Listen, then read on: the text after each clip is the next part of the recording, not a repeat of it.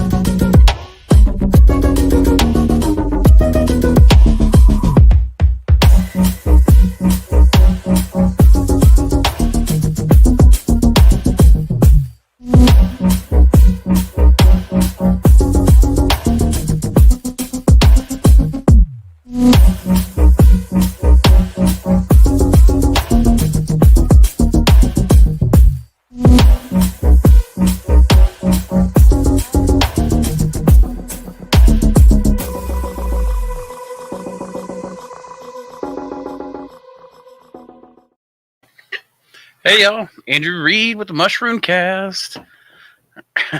John, I would like to think that I would certainly appreciate the thought that it's the greatest show on YouTube, and I'm glad that you think so. I can make it better, and I will. We'll make it better together. How's that? Alan! I just always think of that. Every time I see the name Alan or hear it, I always think of the Velociraptor. What's up, Valentin? We'll give people a chance to get on here, and then we'll start going. But we have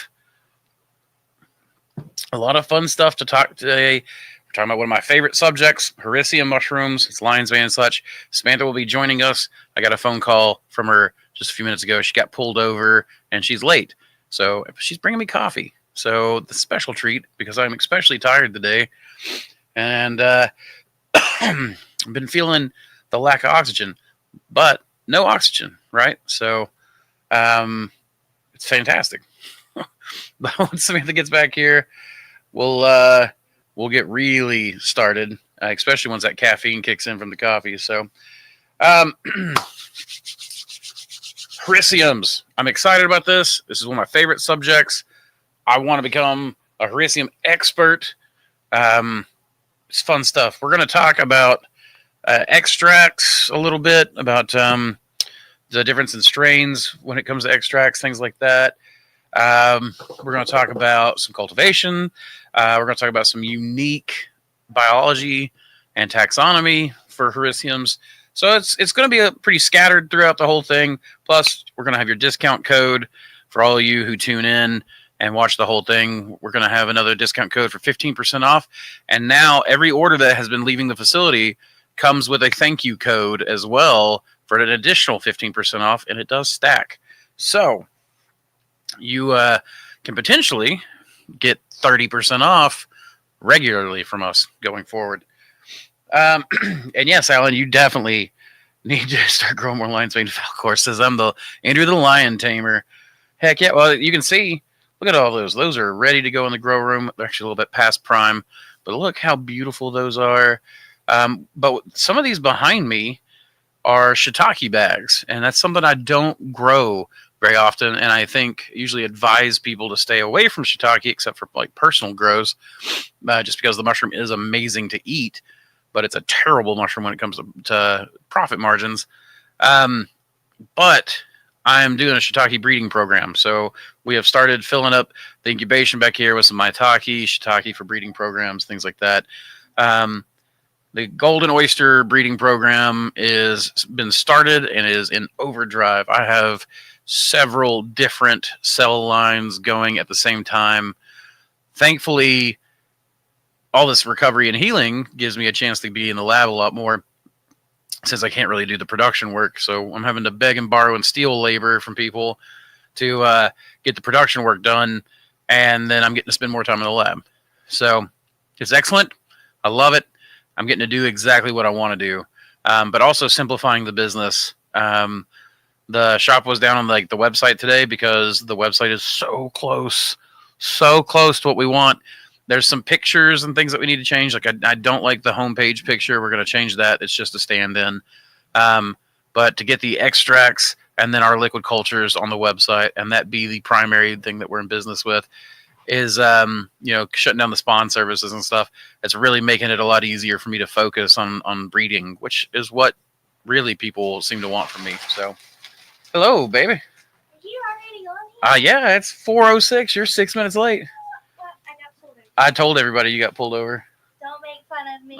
We're not going to make fun of you. I feel like everything's going to go wrong. No, nothing's going to go I wrong. already spilled the coffee. Here's coffee. Spilled the coffee. Well, don't spill it on the audio board. And the lady said, hope your day gets better. And She- I got crying. I'm always crying. Samantha's a weepy mess here recently. Yeah. Every time somebody helps us, Samantha's like, "Oh, they're gonna help us." Oh my gosh, you got me Coca-Cola too. Yeah. Oof, that is Antenna speed.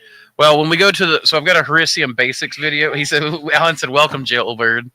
You know what was awful is they pulled me over for not having a seatbelt, but black jacket. I don't know if black he can hear you. seatbelt, Black everything. I don't know if I can hear you, but Samantha's wearing all black. They pulled her over for not having a seatbelt on in my truck, which has tinted windows, and she's wearing all black. So it's like, really? I was like, are you sure? I was like, "Camouflage?" And they decided to let her go to give her a break. Right? Give her a break and let her go. So it's like, I will say, funny announcement. Pepsi is king. I I've always been a I will Coca-Cola. like it. Okay. My goodness, they make those lids. That's a lot of Coca-Cola. I haven't had a Coca-Cola since I had a Coca-Cola on Thanksgiving, and then I had a Coca-Cola on my birthday. It has been a very long time. Yeah, I'd stay away from Cokes, but Samantha knows. So I have a guilty pleasure. You guys are gonna find out. The McRib is back. I know it's the cheapest, grossest freaking meat there is. I love a McRib. Like I don't even know. I can't even compare what else I might love a McRib to. It is my junk food craving. So, stop right there, criminal scum. That's right. You're operating a motor vehicle where you might hurt yourself. All right, guys. Let me get in. I know there's some questions. And again, forgive me for any coughing fits or anything I've got. I'm still recovering. But stoked to get to watch the live this time. Hope you're getting well. Thank you, Travis. I am actually. Travis at Primitive Mycology. Sonny Jones, how do we find the mushroom content on Discord? Crawling out from under my rock to ask. Hey, Sonny. If you're on my Discord, it's already there. If you're looking to get on the Discord server and you're not able to find it, the only way to get on really is to support us on Patreon or do a consult or mentorship with me. So you have to get into our network in some way. And once you're into the network pipeline, if you support us one time at the lowest level on Patreon, that will get you into the Discord, that kind of stuff. So, if you do it through the Patreon, it'll be something like, $3 or something like that for your first month. As soon as your card's charged, then you can get on there. So, Here's your food. oh, thank you. Yeah, we'll be able to hit that during the break. She didn't get a ticket. No, she didn't get a ticket. Oh, let me go. You need to get that microphone and talk, or not talk. Can you make and sell the parts to make aerated liquid culture? Yeah, I guess I could. What did you do? I need to just take a break from today. Apparently. So I can, absolutely. It's very simple though. What I can do actually make is a affiliate parts list. Oh my gosh, you pulled the. You leave me alone. I fix it. Give me a second. I fix it. It reminds me of one of my toddlers. I fix it. I found Lion's Mane at work one day. My chaotic. I found Lion's Mane at work one day. The crew thought I was weird over how excited I was to harvest it. I hope you cloned it, John. And by the way, anyone who has wild or unique Hericium strains, I am so very interested. That is the number one mushroom I am interested in, is any sort of Hericium. It just slides right in. No, it does not. It does. What? That's what she said. Right there. There you go. No. Look. It falls. You're the one that installed it. It's all your fault. You're going to go under the table. You must have broken the... I didn't break it. It's got a screw cap. So you're just going to go under the table and fix it. My goodness. Is the new website going to have merch? I need a hat. It is going to. Yes, I forgot about that. It is going to have merch. Spade, is there a way that people can access our Printful page now? We're on Printful. So if you go on Printful and look up Mossy Creek mushrooms, I'm trying to see Mossy Creek mushrooms designer. I want to. Is there another hole I can put it in? No. What's wrong with that one? I can't find the screwy thingy. It should still be on it. There's no way it came off. Here, sit here and talk to people. No. Yeah, come here and sit here and talk to people. I can fix it way faster. Here you go. Right here, Samantha. You went through the table? Huh? You went through the table? I guess so. Here's this. Where's my coffee? There it is. Okay. But yeah, so the hat, we can absolutely get you a hat. We have the hat with a grow rune on it. I don't know when we'll have the Printful account on there, but we'll definitely have some products going there. And I'm going to, hopefully on the YouTube channel, I should have a merchandise, so like a merch bar underneath and on our Google page and Instagram. So that's coming soon. But yeah, I need a new hat. So we need to get it set up because I need to order myself a new hat for myself. Okay. Are you still using oats for grain spawn? Yes, we are, but we're using a mix now. Somebody called it the super spawn, but it is 50-50 whole oats, not holes, whole oats, and 50% sawdust, hydrated to 40% moisture content. And that is our spawn mix that we use now. Brand new to Discord, just downloaded. Thanks. Absolutely, Sonny. You're very welcome. Hello and good evening. Good evening, MP. Oh my goodness, man, that noise. Sorry. This is normally something we do before we start.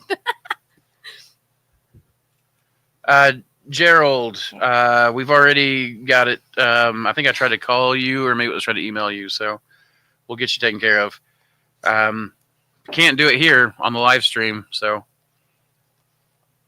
Which one is the best substrate for lion's mane, oyster mushrooms, chestnut mushrooms? Thanks so much.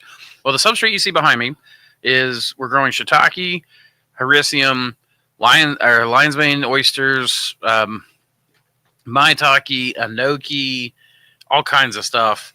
And that is really we've actually, our spawn mix has done so well that we've now switched over to our fruiting substrate is 65-35, 65% hardwood fuel pellets, 35% whole oats, hydrated to a 60% moisture content.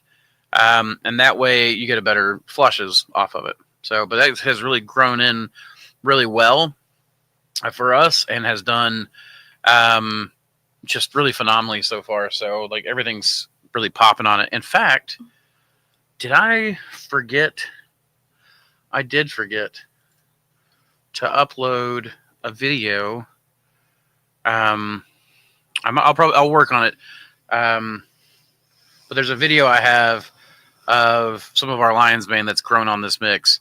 We're getting like 3.5 pound clusters off of it, and it's that's the Albright Grove one that we're growing on, which is not a strain we currently sell.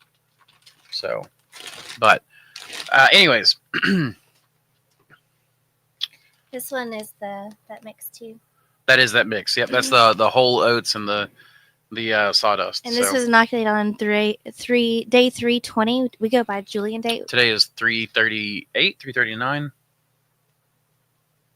So maybe 339. I think it's 339. So that'd be. And it's fruiting, which means that we didn't plant it as quickly as we're behind on everything. Yep. Honestly, our Hericium is being ready to start fruiting in about 12 to 15 days. And that's what I wanted to point out is it works well. It does. We have interesting ones right up here in NH. Is that New Hampshire? Yeah, please, absolutely clone those things or send me the wild samples. Again, I will For the mycologium, oh well, you know what? Let's just talk about that for a second. The mycologium. I know that you can't see me. Hold on a second. That's the wrong one.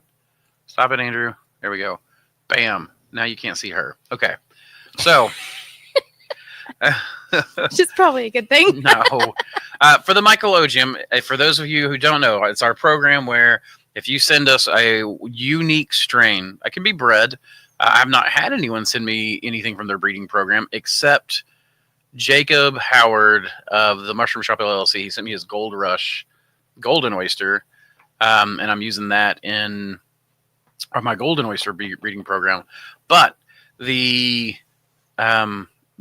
send us a wild, unique strain that you've bioprospected. You can even send us the raw mushroom, and we'll clone it, and we'll try to get you a clean plate back if we're successful. But we're happy to trade strain for strain with people. So strains out of my library, you can even call me. We can talk about it, and I can offer you stuff off menu than what we're selling liquid culture on the website.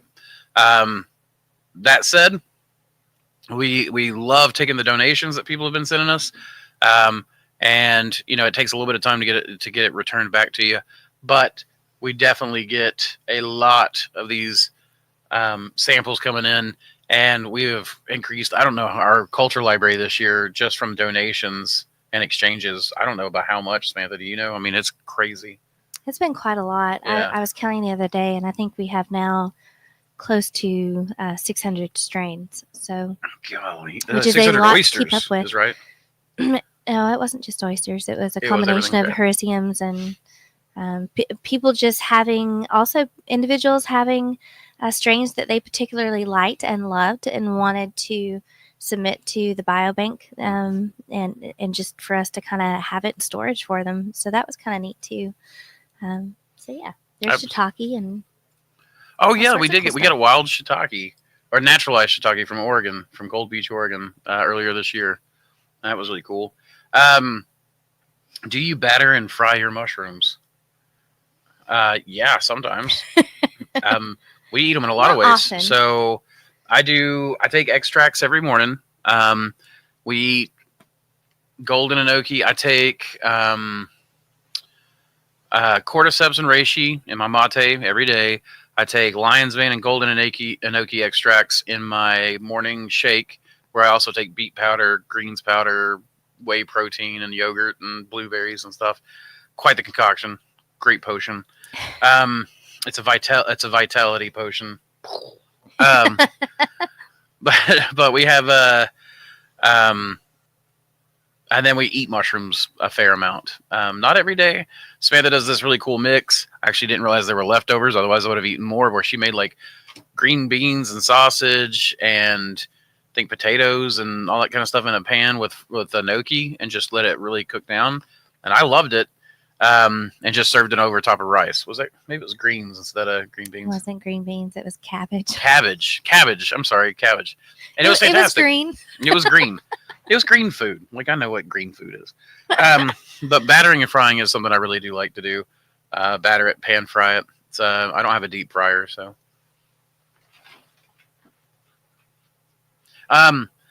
We have a child. Hunter Vargo says, I love how lion's mane tastes when it's overgrown in the bag. It's so fluffy. Have you tried it? Yeah.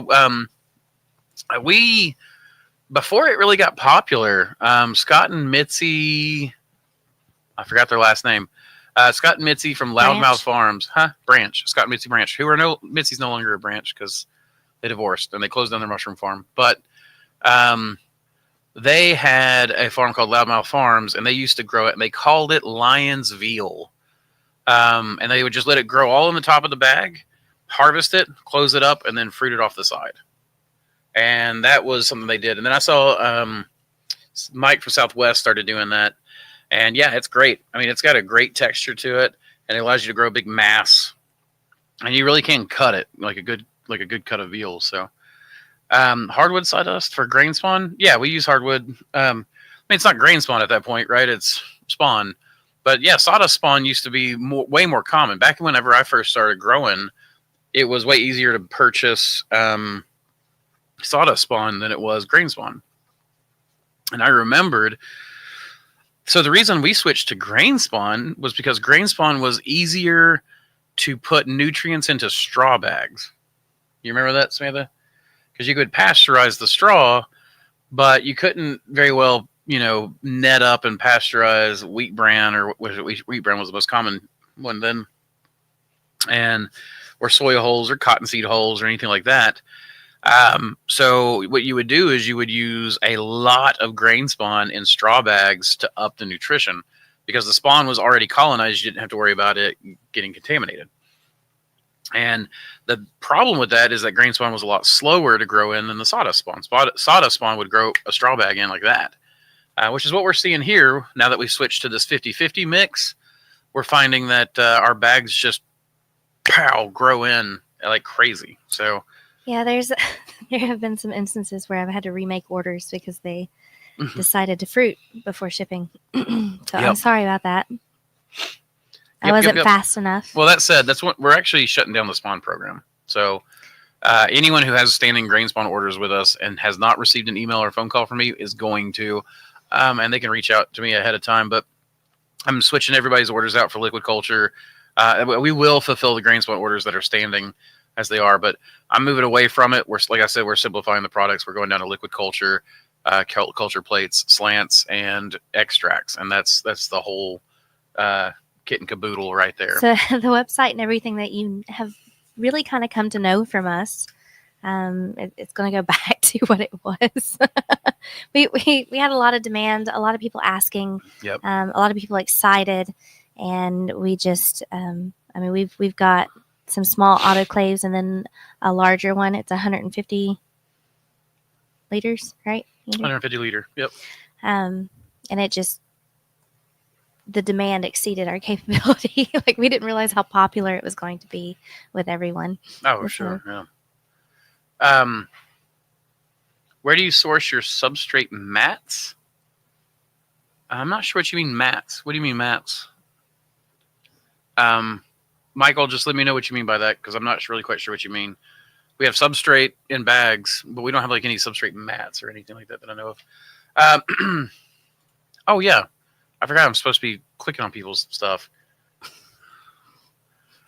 Wow, we're a mess today. I mean, I had a debacle with the microphone earlier. Right.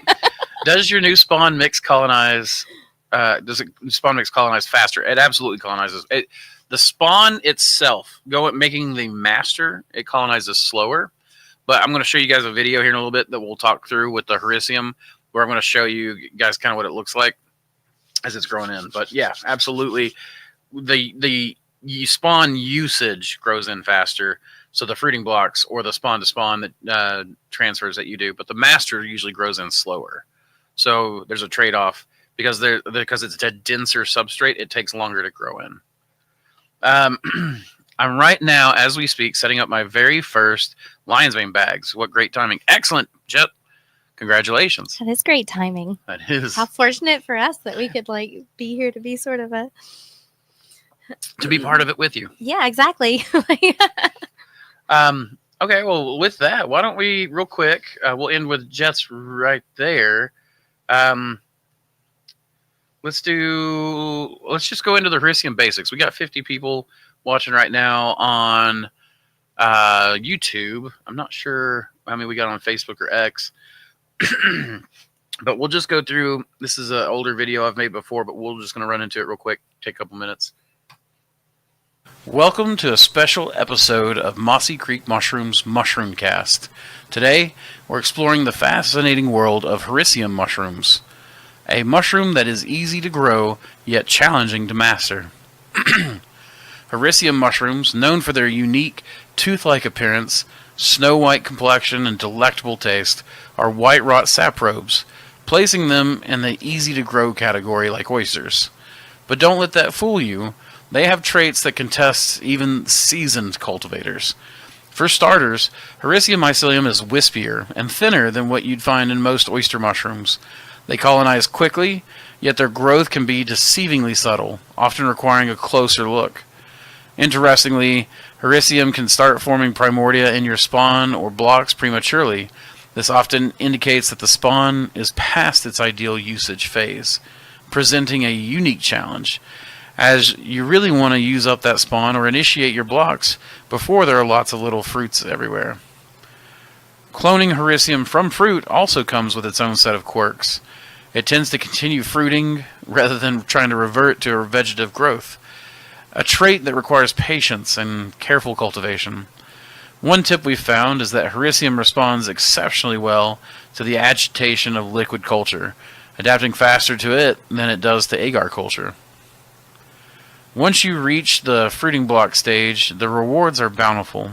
Healthy blocks can fruit repeatedly, producing an astonishing amount of mushrooms, sometimes more by weight than the block itself weighs. However, watch out for a unique contamination we call the Black Death. This causes mushrooms to stall, turn brown or black, and even start to ooze. This ooze will drip on blocks below, and the infection can easily start spreading to other mushrooms upon contact. Curiously, it seems to start only with Hericiums, but can infect other species once it's matured. Growing Hericium mushrooms is a journey of discovery and adaptation, each step offering valuable lessons in the art and science of mycology. And thank you for joining us at Moss Creek Mushrooms Mushroomcast. Keep exploring, keep learning, and as always, y'all, keep spawning culture. Welcome back. That's my little Hericium basics, right? We'll go into it a little bit further. And of course, you guys have any questions, make sure to throw them down because I will eventually get to them. Hopefully, I'll get to them fast enough before you have to bail. Now, where were we? Let's see. Wow, I'm way further up than I thought. Now, this is what about to use hardwood fuel pellets and ground oats in that mix? Can be a good difference. I mean, maybe ground oats will work. You'll just need to sterilize it. We've used oat hulls, which are not just ground up oats, but the big thing with oats is that you need to use less of it than you do the hulls because the whole oat has more protein. You're trying to make your, let's see, your dry materials need to be somewhere around 4 to 5% protein. The nitrogen content, I can't remember the percentage when it comes down to that. It's very small. But what you do is you take the average nitrogen content of proteins, and then you can figure out like what you need nitrogen-wise. This is what I was doing when I was trying to figure out how to use hydroponic nutrients because it's direct nitrogen. And so it's like, okay, if I wanted to hydrate with hydroponic solution, what would I do, right? And so you just have to go through the math and figure all that stuff out. But yeah, pretty much any sort of carbon source for the white rot saprobes, the white rot funguses, which are the ones we grow, it just means that what it does to the wood. A white rot bleaches the wood, brown rot browns the wood, and each of them, tends to come in at a different time. White rots tend to be that first, the pioneer that hits that territory of a log that's fallen down or whatever. The brown rots and things like that tend to be the later stages. Brown rot oftentimes think spongy, crumbly kind of wood a lot of times. It's not always true, but the big thing is with the white rots, you can use fish meal. You can use dog food, cat food, any sort of protein source will work. Like I said, people use fish meal in. There was a grower that was a large one that I talked to. It's been years now in Portugal that was using fish meal. Apparently, they have a lot of it cheap there. Have you tried the fruiting method used by Southwest Mushrooms where they cut the bag, fold it down, and put the bag to the side, and then do the cuts for the second flush? I tried it, and it's amazing. Cut the bag, fold it down, and put the bag to the side, and do the cuts for the second flush. I've seen Southwest where he lets it grow in the top, then he cuts it out and then folds it over and fruits it on its side. But I'm not entirely sure, MP. I'll need to go back and check that. Actually, that is something that I thought about doing. I would have to go on my account. I'll tell you what. Let's do an experiment. You guys are going to help me. I have not been able to figure this out yet. So we're going to do this together, and you guys are going to let Samantha and I know if this works. But here we go. Check that out. I've figured out how to share stuff. So here we are. We're tiny in this little corner, but you can still see us, right? We just become little people. But that said, let me... Uh-oh, you guys might find out. Your Google search history? No, they're going to see...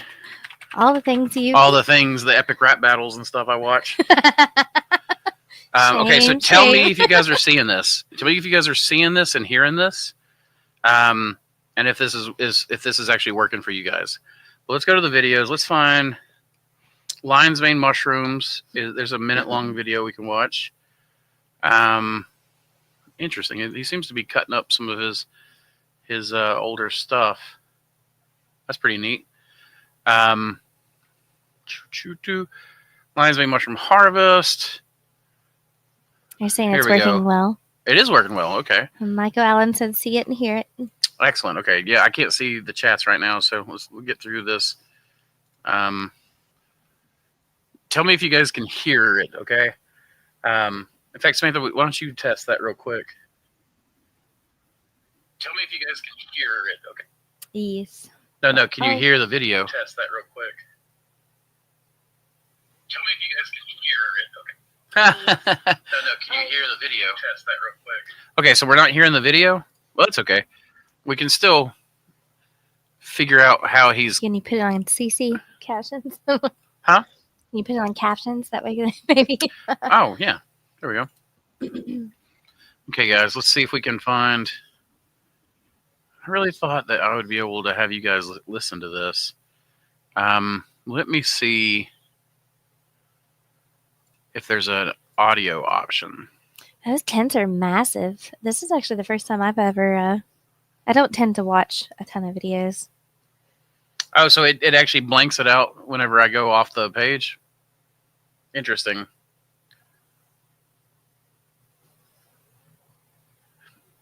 Who said that at the bottom? He cuts a slit to let the air dry out. Oh, yeah, that's what we do. We do a slit that's about that long. Sorry, not dry out. So, all right, right here, he's cutting the bags. Or maybe someone else is cutting the bag. Yeah, that's exactly the way we do it. And then instead of flipping it over upside down like he's doing, we flip it over on its side.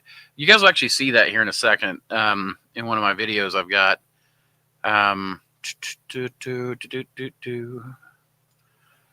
That's by Ed Grant thing. I picked it up from Ed Grand. This is interesting. So if I can figure out the audio option, I bet OBS will be the better way to go for that.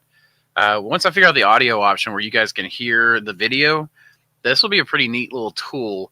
But I see what you guys around and see what other people are doing. That would be awesome. Well, this actually gives me an idea. Would you guys be interested if I went through and like reviewed people's ops, or did any reaction videos to mushroom stuff? I mean, this could be something that we could do for sure.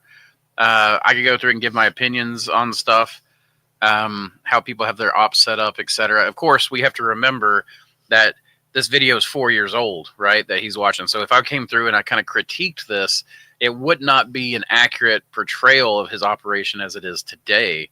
It would just be this video, this illusory thing that we're seeing now that would be critiqued. But if that's something you guys would be interested in, put that in the chat. Let me know, because if it is, it's something that I could very easily do with and without Samantha. You know, while she's working, I could easily come in here and do multiple live streams a week.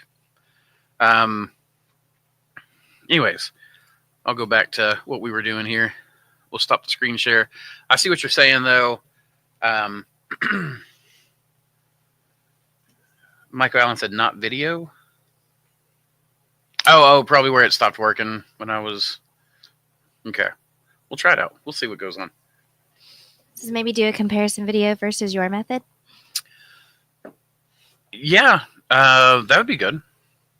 We could definitely do that. I have access to hardwood sawdust from a firewood operation and can get it super cheap per yard. any drawbacks to this way besides storing it. So, Brittany, what I find is that you have to do moisture content tests if you want to get your moisture content correct and be consistent. So typically, sawdust sits in a pile. The sawdust underneath starts to ferment. The stuff on top gets really, really hard. When it rains, moisture kind of goes through the pile, and it's stored in different places. The sun comes out, dries the outside. Now, as you dig into it, you've got varying moisture content levels. You can't just add water to it, and it always work out as consistently as you want. So the thing really to do there for me is to go with a consistent product. If you're doing it as a business, if you're doing it as a hobby, use whatever free resources you want and just figure it out. You can go back to the squeeze test where you hydrate and then just squeeze it. Yeah, okay, it dribbled for a second and then it's good. That kind of thing. But if you're trying to do it consistently, I try to stay away from the big piles of fresh sawdust because hardwood fuel pellets they're so cheap, and your substrate is the cheapest thing that goes into the mushrooms anyways. It's the labor that you got all the costs of everything except labor, all the material costs and electric costs and water, etc. And then you have labor, and labor usually is bigger than any one of these. So, you might save 5 cents a bag or something like that, but it's really, you're not going to save it because now you're spending all this labor figuring out moisture content tests, mixing by hand rather than be able to dry bag or anything. It just ends up being a more laborious process. So what you're saving in free substrate usually costs you in labor. But then, like I said, if it's a hobby, you do what you want. Because back whenever I first started growing and it was a hobby for me, I was always happy to use up all the free resources that I could and grow on logs or, chipped substrates, buy a little electric chipper, that kind of thing. That's why we made our wine cap bags this year. So, yeah. And our city, you can basically go and pick up wood chips for free, and it's just different people in the community. Like we have, elderly where they'll be like, "Hey, I've got a down tree, I can't take care of it," so the city will come and take care of that tree, and they'll go and dump it in a large wood chip pile. Mm-hmm. You can go and grab all of that for free, and it's provided for you. There's a bunch of other stuff too, where you can go and dump kitchen scraps or whatever. Like it's really neat. I've been very, very proud of a lot of the work that's being done. But I will tell you that it is difficult already. There's already enough labor involved without having to go get those wood chips, bucket them up or whatever you decide to do. Right. On top of everything else. Plus a lot of these pelletizing companies, they're doing what you're doing essentially, where you're looking at resources. Well, how can I do I go to a furniture builder, or do I go to someone who makes cabinets, all oak cabinets? Do I go to someone who's in the arborist industry? I almost said arborist industry. In that industry where I can get whole things out of their wood chipper or whatever, and then they're bringing all this in big old dump trucks, and they're pelletizing it. And in that pelletization process, they're drying out all the moisture. It goes through a really high heat extrusion process. It's kind of baking, cooking, drying out all on its own. And then you get those bags in. It runs perfectly through Thor or any other bagging machine. And it's a really nice, convenient thing to have. I much prefer pellets. Andrew and I, having tried other things, I prefer the pellets just because, and you can get a whole pallet at a time, which makes it cheaper. And then you can, if you're not going to use it, it's not going to sit there and sour and mold and potentially grow other fungus in the meantime, if that makes sense. Plus, I am constantly surprised at how cheap our hardwood fuel pellets are compared to our supplement.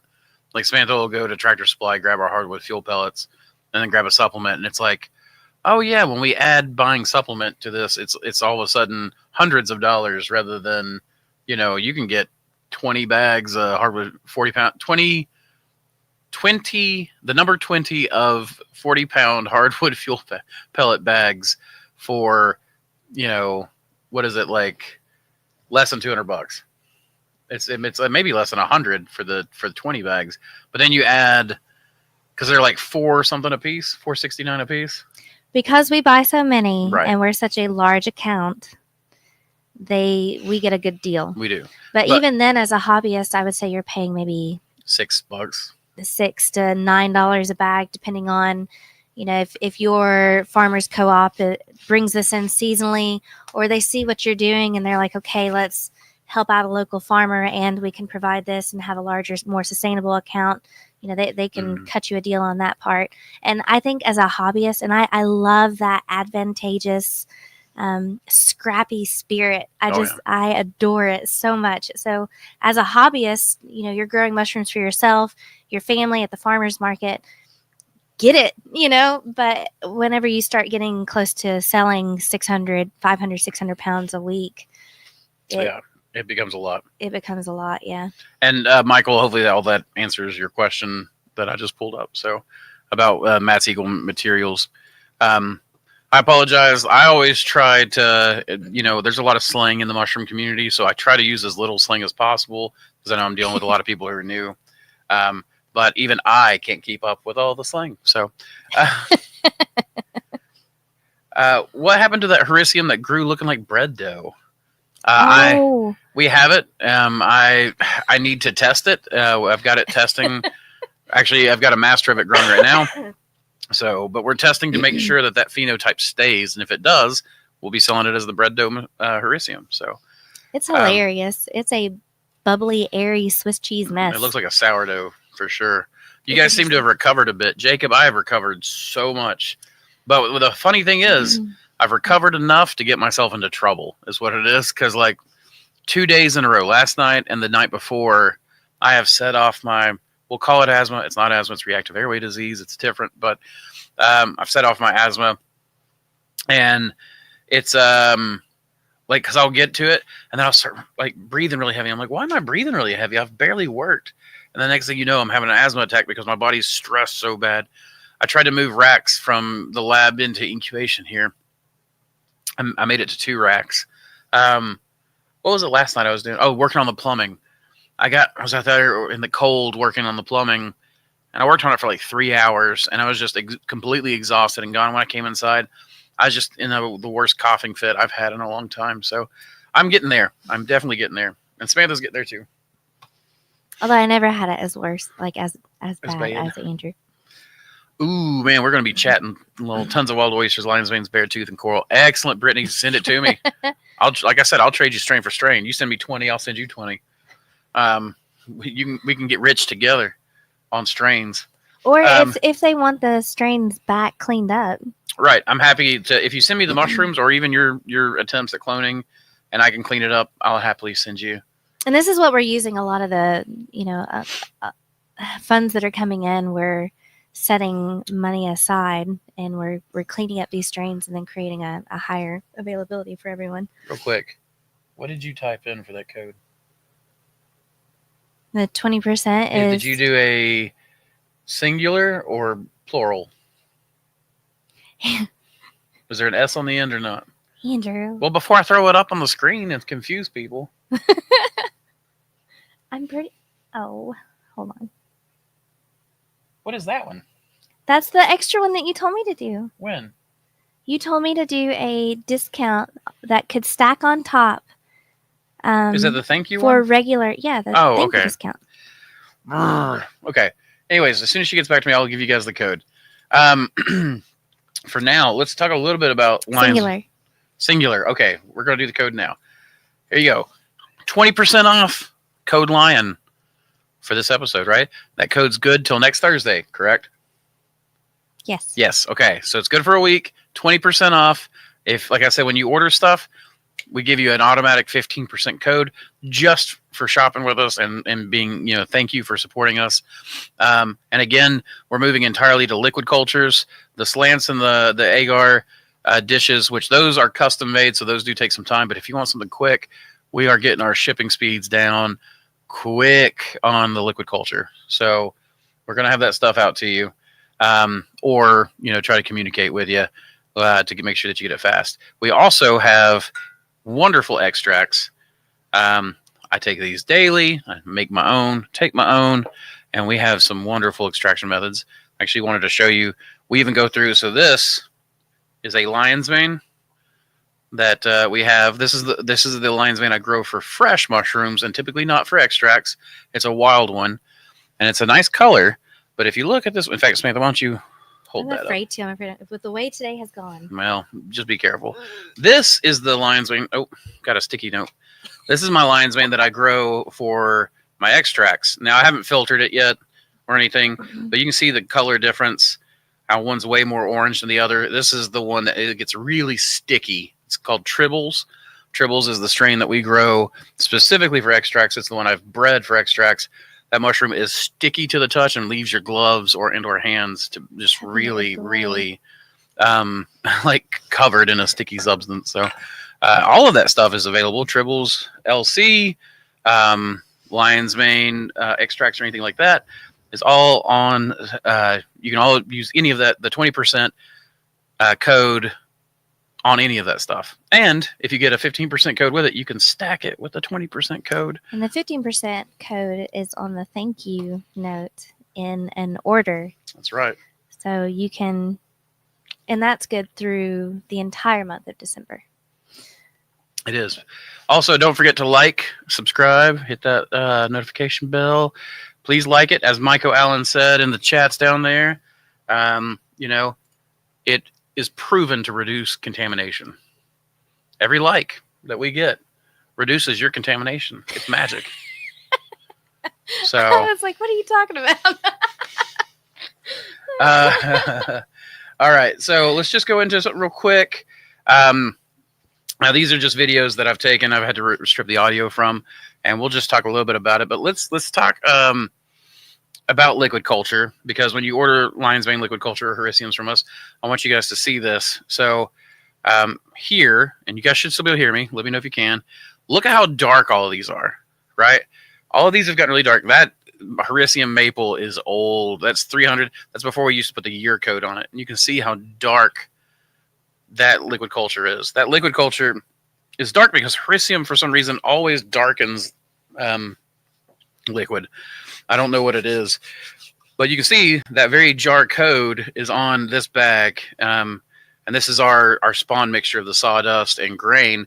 And we just sprayed, I spray about 60 milliliters in a 10-pound bag to jumpstart it, get it growing a little faster. You can see 300 question mark. I don't even know what year that was made. It was probably 2020 or 2021. That strain, that maple Hericium, is one of the fastest Hericiums I've ever come across, and was given to the Mycologium by Roan from Michigan. And something else I wanted to show here was, look how wispy that lion's mane is. That's the Albright Grove. That's the one that we don't currently sell right now, but we grow for our fresh mushroom production.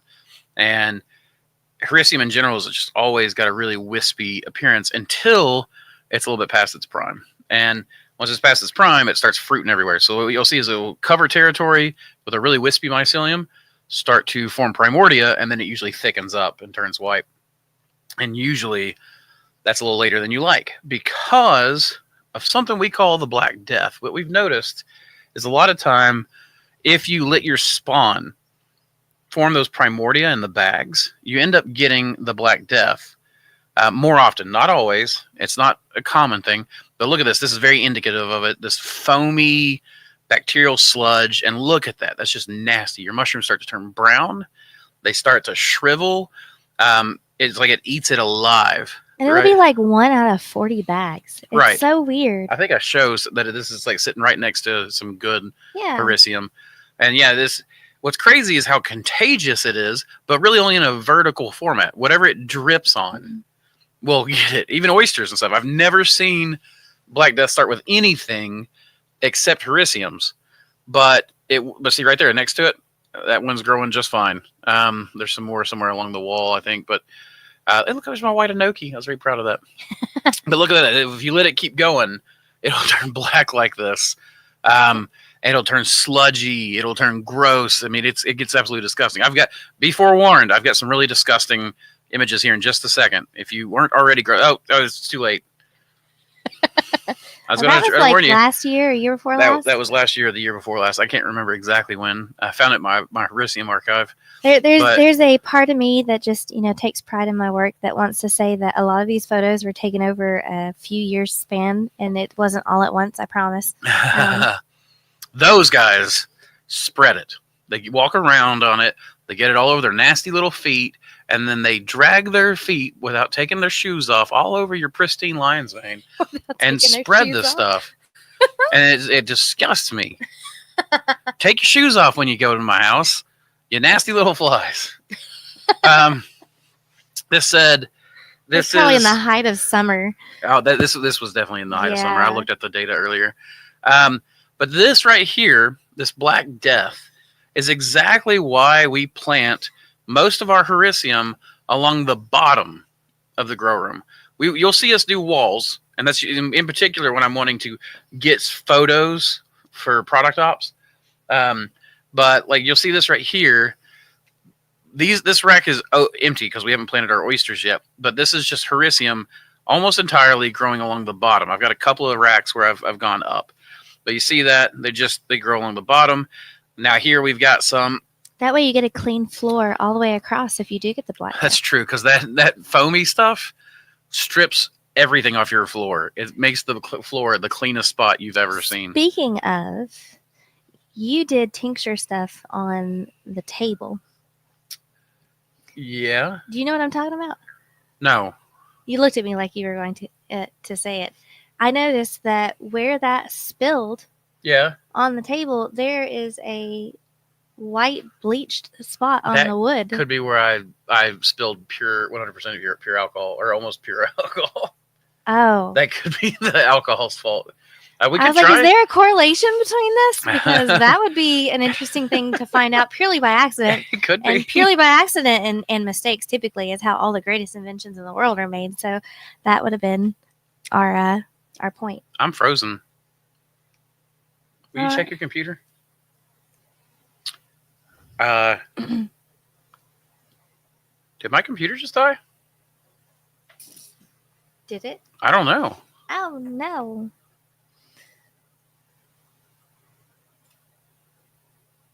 Shucks. Yeah, that's not great. Okay, no, it's. I'm still alive here. Andrew. I don't know what's going on. What'd you do? It may have froze. Let's go down the bottom and see what people said. Mushroom gangrene. Okay, we're just gonna keep going. My OBS is acting insane. Let's see, guys. We're gonna go dark for just a second. I wonder if I hit any chords. I don't know. Why don't you stop touching stuff? You are a bad luck charm today. No. Okay, let's get back into some questions. I found a local hardwood mill that sells their sawdust, but after pricing it, I found it to be way too expensive as they have a 100-pound minimum. I just buy pellets from Tractor Supply. That's the way I go. It's the cheapest I've found. If you want organic, you can go somewhere like Mushroom Media Online or Midwest, I think. Both of those sell organic. There's a lot of pellet companies though that have reached out to us here recently, and I think pellets are going to become more and more and more available. Yeah, except straw. The straw facility burned down. And if anyone wants to grow straw and buy a pelletizer, I don't know that it's worth it just for pelletizing. It's just straw is not that great. I mean, it's good, but it's not that great. Does the decrease in protein affect the pH? I don't know, Herbie. I'm not exactly sure on that one. Blue Moon, hello from Scotland. Well, I means yes. It's Scottish, right? It's basically a different language. It's like Samantha's family. Top fruiting, but put it to the side. It's very reliable. Gotcha, MP. Okay. See it, hear it, working good. Good here. See it, hear it. Alan said he hears it. Working good. Good here. Not video. He cuts a slit to let all the air out. We're talking about Mike from Southwest. For anyone who's just joining us, I think the one I mean is a newer short video. It's the method I'm using now. Okay, yeah, I had that pulled up. We just didn't watch it, so Dune. That'd be cool. Dune. He just popped up. Oh, cool. Oh, dude, Noble 1000. Yeah. Let's see. So people are saying that'd be cool. That'd be awesome. Talking about the checking out people's ops. Heck, people can send me videos. If you want to like share your drive and send me a video, we can pull it up on air and go through it. And no shame in it. Like I try to show bad stuff in my op. You know, I'm happy to basically give you a free consult in order to make content. And you'll be helping other people as well. So maybe do a comparison video versus your method. I like that. I like that a lot. Hunter Varco agrees with that. Sonny says, yes, I'd love reactions and tell us what you think works best and why, or under what circumstances things would work best.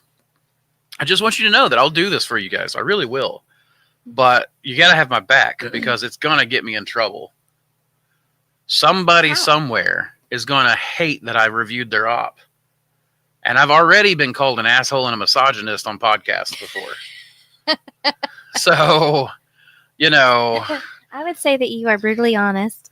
I am, but I'm as being made. Misogynist, I'm a really nice guy, and I love sharing information with everybody, and I like taking care of people. But I'm beginning. He's horrible. I'm beginning to think that I might be the villain in the mushroom world. Like a lot of the mushroom guys seem to villainize me. No. Mushroom op reviews would be fun. All right, guys, we'll do it. Of me. We will absolutely do it. We'll do it. Here it's $10 a bag for hardwood pellets. We live off grid, so we're going to try buckets. Okay, so if you're off grid, we're talking something different. Yeah. There's a lot that we can do, and in fact, there's some mushroom casts we've got coming up late January, early next year, late January, early February, in preparation for spring. People doing logs, outdoor beds.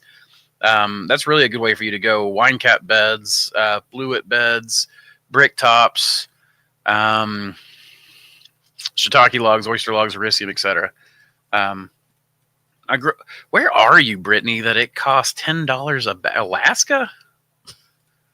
Where milk's $10 a gallon? Can you imagine that? A gallon of milk the same as a 40-pound bag of sawdust? That's insane.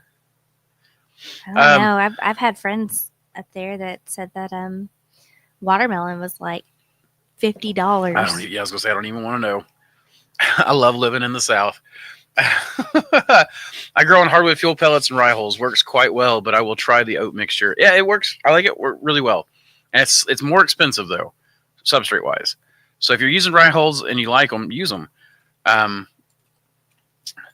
You're absolutely, Brittany. I'm glad that it was helpful to you. Even at $10 a bag, if I was growing, I would still buy at $10 a bag before I went probably into free sawdust. Because again, you know, you're talking $10 for a 40-pound bag, and if you're doing a 12-pound bag like I do, you'd be like 3 pounds of sawdust, 2 pounds of oat holes, right? For a 60-40 split, roughly speaking. And your what is it? It's you've got your 40 pounds divided by 3 makes that 13.33 bags. So when you take your $10 and you divide that into 13.33 bags, you're talking about you're spending 75 cents a bag. You know, and that's more than my 40 cents per bag for sawdust, but it's only 30 cents more per bag, and it's going to save you so much labor. For me, the pellets are more expensive than the rye hulls. I pay 25 cents per kilogram for the rye and 40 cents per kilogram for the pellets. Okay. Yeah, I mean, this is the thing about agriculture. Everything's so different all over the place. What's up, Josh? Glad you made it. You know, I was still thinking about, and I was thinking about it the other day, that big egg bake, that mushroom egg bake that we did. And then you started doing them. Like, we need to like just have another Discord cooking session. Fountain, I want to use a grow tent of 1.5 meters by 1.5 meters. Do I have to use an air intake and exhaust for negative pressure, or can I introduce fresh air through a humidifier? You can do it through a humidifier, but then it's going to be positive pressure. And I wouldn't use a fan for air intake. I would use one for exhaust. If you're doing negative pressure, you don't want a fan pushing air in. You just want one pulling it out.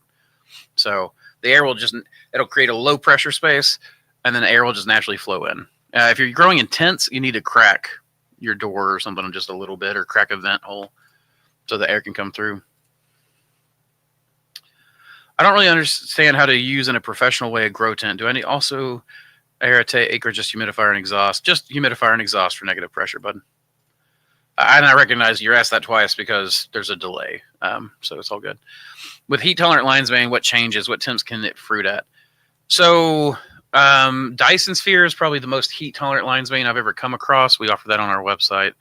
Sabertooth was found in the summer. It was like 99 degrees. Yeah, it was. But I've not fully tested that one like I have Dyson. And I will say I sent it Dyson to a buddy of mine up in Montana. And even in the summertime, his grow room's only like 65. And it won't fruit for him. It won't fruit at all. It wants the heat. So Dyson Sphere is he was pretty disappointed. He was, because Dyson Sphere was also one of the most spherical strains we've come across, at least in our grow room. Yeah, so we had to find something that would be more comparable to what he is dealing with and send him that instead. And that's another thing. Like if you get something from us and you talk to Andrew and he's like, I think it'll do well there. If it doesn't work, just let us know. Just let us know. Just let us know. What is your water percentage for substrate you use? I use 59%. Is that good? Yeah, 60% is mine for fruiting substrate. Do you ship strains to Europe? Absolutely, all over. We ship all over the world. We've shipped to Israel. We've shipped to Mongolia. We've shipped all over South America. We've got a shipment coming up to France here in the next couple of days. I saw that. We've got UK, Amsterdam, Austria, Canada, and Mexico, of course. My goodness, I love my Mexican customers. My goodness, I want to go back to Mexico so bad. Anywhere in South America, Chile, Argentina are two of the spots I really want to go to. We had a buddy go to Chile and Argentina and live there for he lived there for like 8 months, 9 months, something like that. It was a season. It was a long time. But he was doing like a wilderness leadership kind of thing where he stayed in the mountains for a long survival. Time. Yeah. So, but I ship all over the place, buddy. Oh, Portugal. We shipped to Portugal too. I've never shipped to Spain though. That'd be neat. Mushroom gangrene. Yeah, that's the Black Death is certainly it. It's gross. Is the spooge from the lion's mane some sort of peroxide? I think so. So, interestingly enough, mushrooms, a lot of these white rot funguses, I think it's actually what causes the bleaching in the wood is the peroxide effect. But lion's mane as a defense mechanism can actually produce, oh crap, I forgot the chemical composition for peroxide. H3O? I'm wrong. I'm sure I'm wrong. I'm always wrong about that kind of stuff. I think honestly, I don't remember. I'm late for the party. That's all right, bud. You can be late. Samantha was late too. She was pulled over. And it was chaos.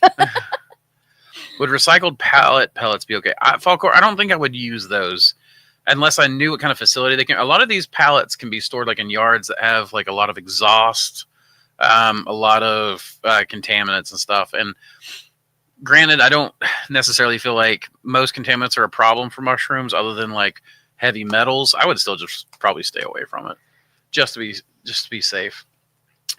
Ooch, I hoots. Oh my gosh.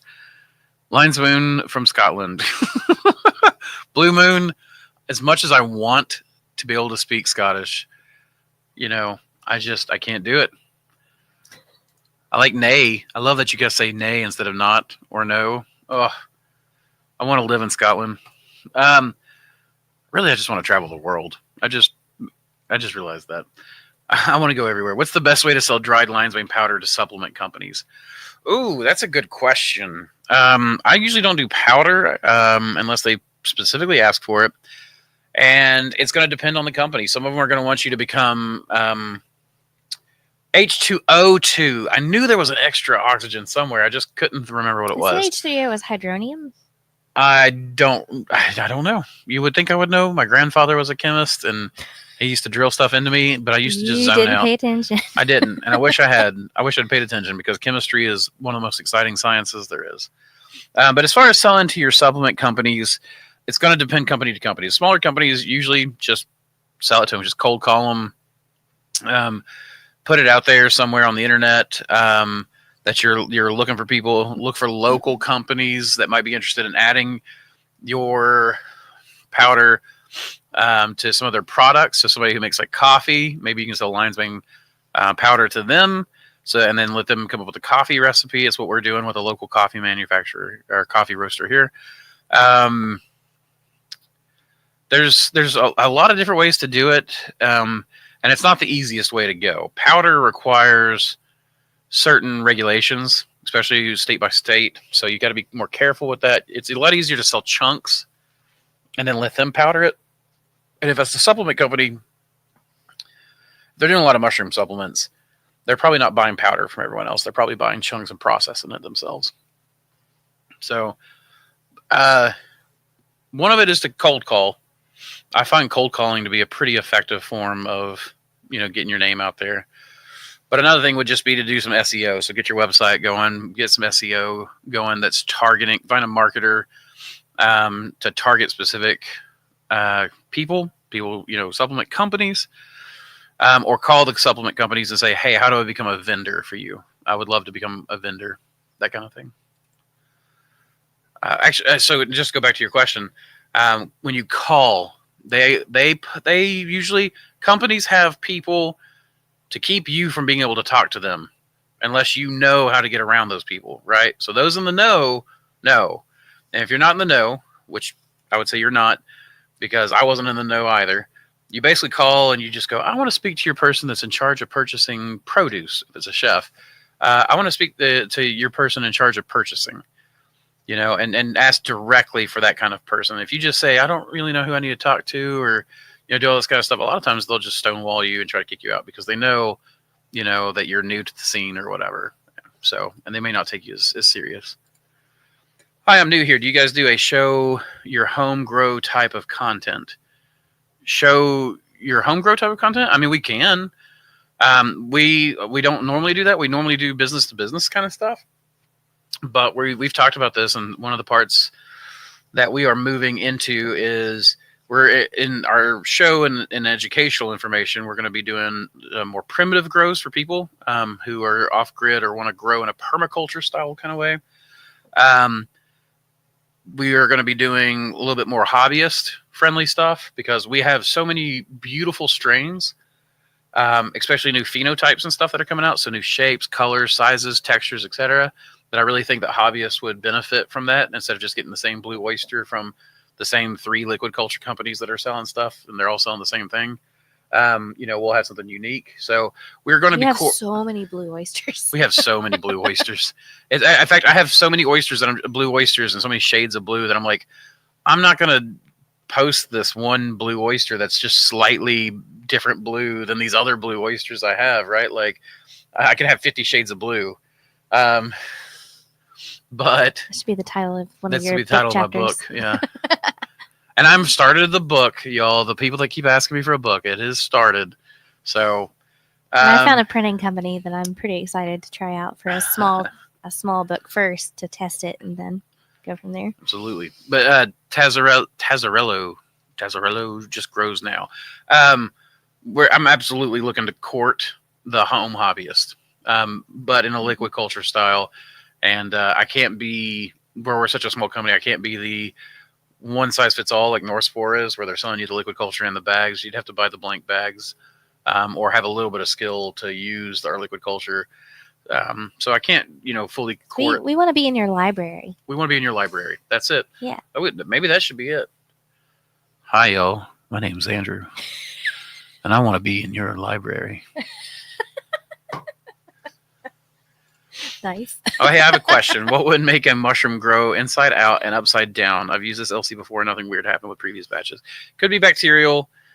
Could be environmental. If you've got really, really, really heavy fog all the time and you're not doing a dry cycle and wet cycle, dry cycle, wet cycle, you'll find that a little too much humidity, too much supplement, and or bacteria can cause a lot of weird mutant-looking mushrooms. So if you have your substrate too rich, it'll definitely cause some issues. So I want to show you guys this, and we'll get back to it. But check this out. Ben over at Man of War, who is going to be a guest on the show soon, is doing some new prototyping. And of course, I can't tell you about all the prototyping he's done, but I got permission to show you guys this one.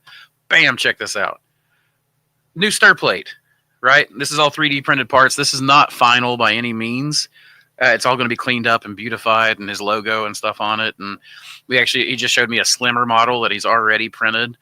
But check this out. So right now it bounces around because I'm holding a camera and the jar.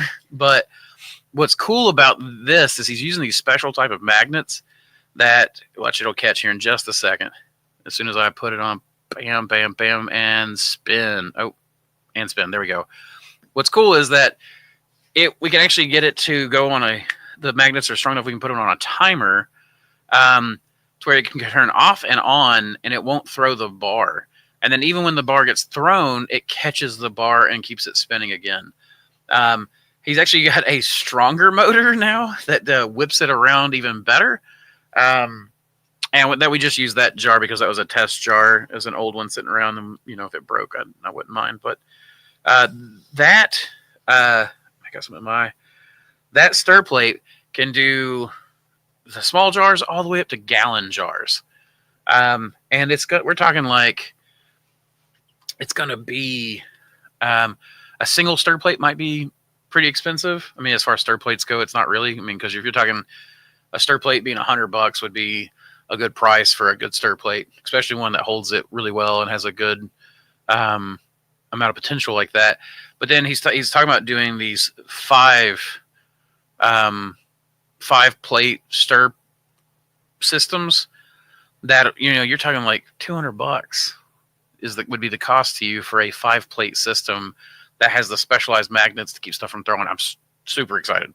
I get so excited about this stuff. We've tried watching those 3D printers run. Do what? Watch the 3D printers run all night. I was just saying I love watching those 3D printers run. What did you say? Oh, you love them. Yeah, they are really neat to watch. Sometimes I find myself just mesmerized. But yeah, what I was going to say is we've tried a bunch of different stir plate brands and companies, and there's definitely been some that were like $20. We're like, okay, we'll try this one, buy $100 worth, and just see if this is an option for people on a budget. And those things will last for like maybe a month. Which we're stirring a lot of jars and a lot of stirring. So I don't know. It's not really worth it to buy the cheaper model. No, it's not. I mean, like I can't tell you how many Chinese ones I've burned through. Well, years and years and years ago, Ben built. Oh yeah, it's one that tank. I think that video is still out. So I talked to him about this. I don't know if he'd want me saying this or not, but I talked to him. I want him to. I'm not going to absolutely say it because he didn't say I couldn't. I think I've talked him into printing me a gigantic, like T-Rex skull, and we're gonna put the stir plates inside of it. So you have to like reach inside the mouth to grab it. We also talked about doing an aircraft carrier, right? And if I had an aircraft carrier and I could put my jars on top of the aircraft carrier, because with the 3D printer we can make it whatever body we want. I don't think he's going to sell those, but it would look cool. It looks super cool. I think it would be neat to 3D print a cabinet, like My where goodness. they're all in a row. Baby, I'm getting pecs. I'm really surprised. You're getting distracted. I am. The coffee's hit, and I'm really, really Sorry, like that's gross. boom on right now. Embrace your strengths. Only the villain when you spread truth people don't like. Lol. Yes, this reminds me. Have you ever seen? So when I was a kid, of course, I loved G.I. Joe. G.I. Joe was like my favorite thing ever. G.I. Joe is probably the reason I went in the military. But have you ever seen I think it's a trailer they put out for one of the G.I. Joe movies. I've actually only seen one G.I. Joe movie. I've never seen the others, like 2 or 3 or whatever. But they put one out where Cobra is putting out this like recruitment ad. And they're all like, it's Cobra on a boat, Cobra on a helicopter. We look out for you because we love you. We appreciate you. And I'm like, is that the kind of bad guy I am? I'm the I love you, I appreciate you kind of bad guy. It made me want to join Cobra. It was an effective ad. But you don't really want to. When I hear Cobra, I think of insurance. Well, fair enough. Reviewing the ops. Don't like that idea, Mac? Is that what we're saying? Or you do like the idea? Well, I'm way up north, so shipping is a killer. Yeah, it certainly can be, I'd say. Is hydration rate for the bags accounting for the moisture in the bag or no? Well, bags. Hopefully your bags aren't wet when you put water and substrate in. But if you mean the pellets are practically bone dry. I don't even test them anymore. So no, I mean, it's just like 5 pounds dry material, 7 pounds wet material, 60% hydration, roughly. Oh, heck yeah, on the egg bake. I'm telling you, man, those egg bakes are so good. I got to make one now. Oh, we got so much ham from that Christmas ham. I could do a ham and mushroom egg bake. I'm using straw as a supplement now, but now I want to try hardwood. That would be a carbon source, not your supplement, but as a substrate. How do you prep your hardwood pellets for spawn? For spawn, I mean, it's just we do what's called dry bagging. Dry bagging.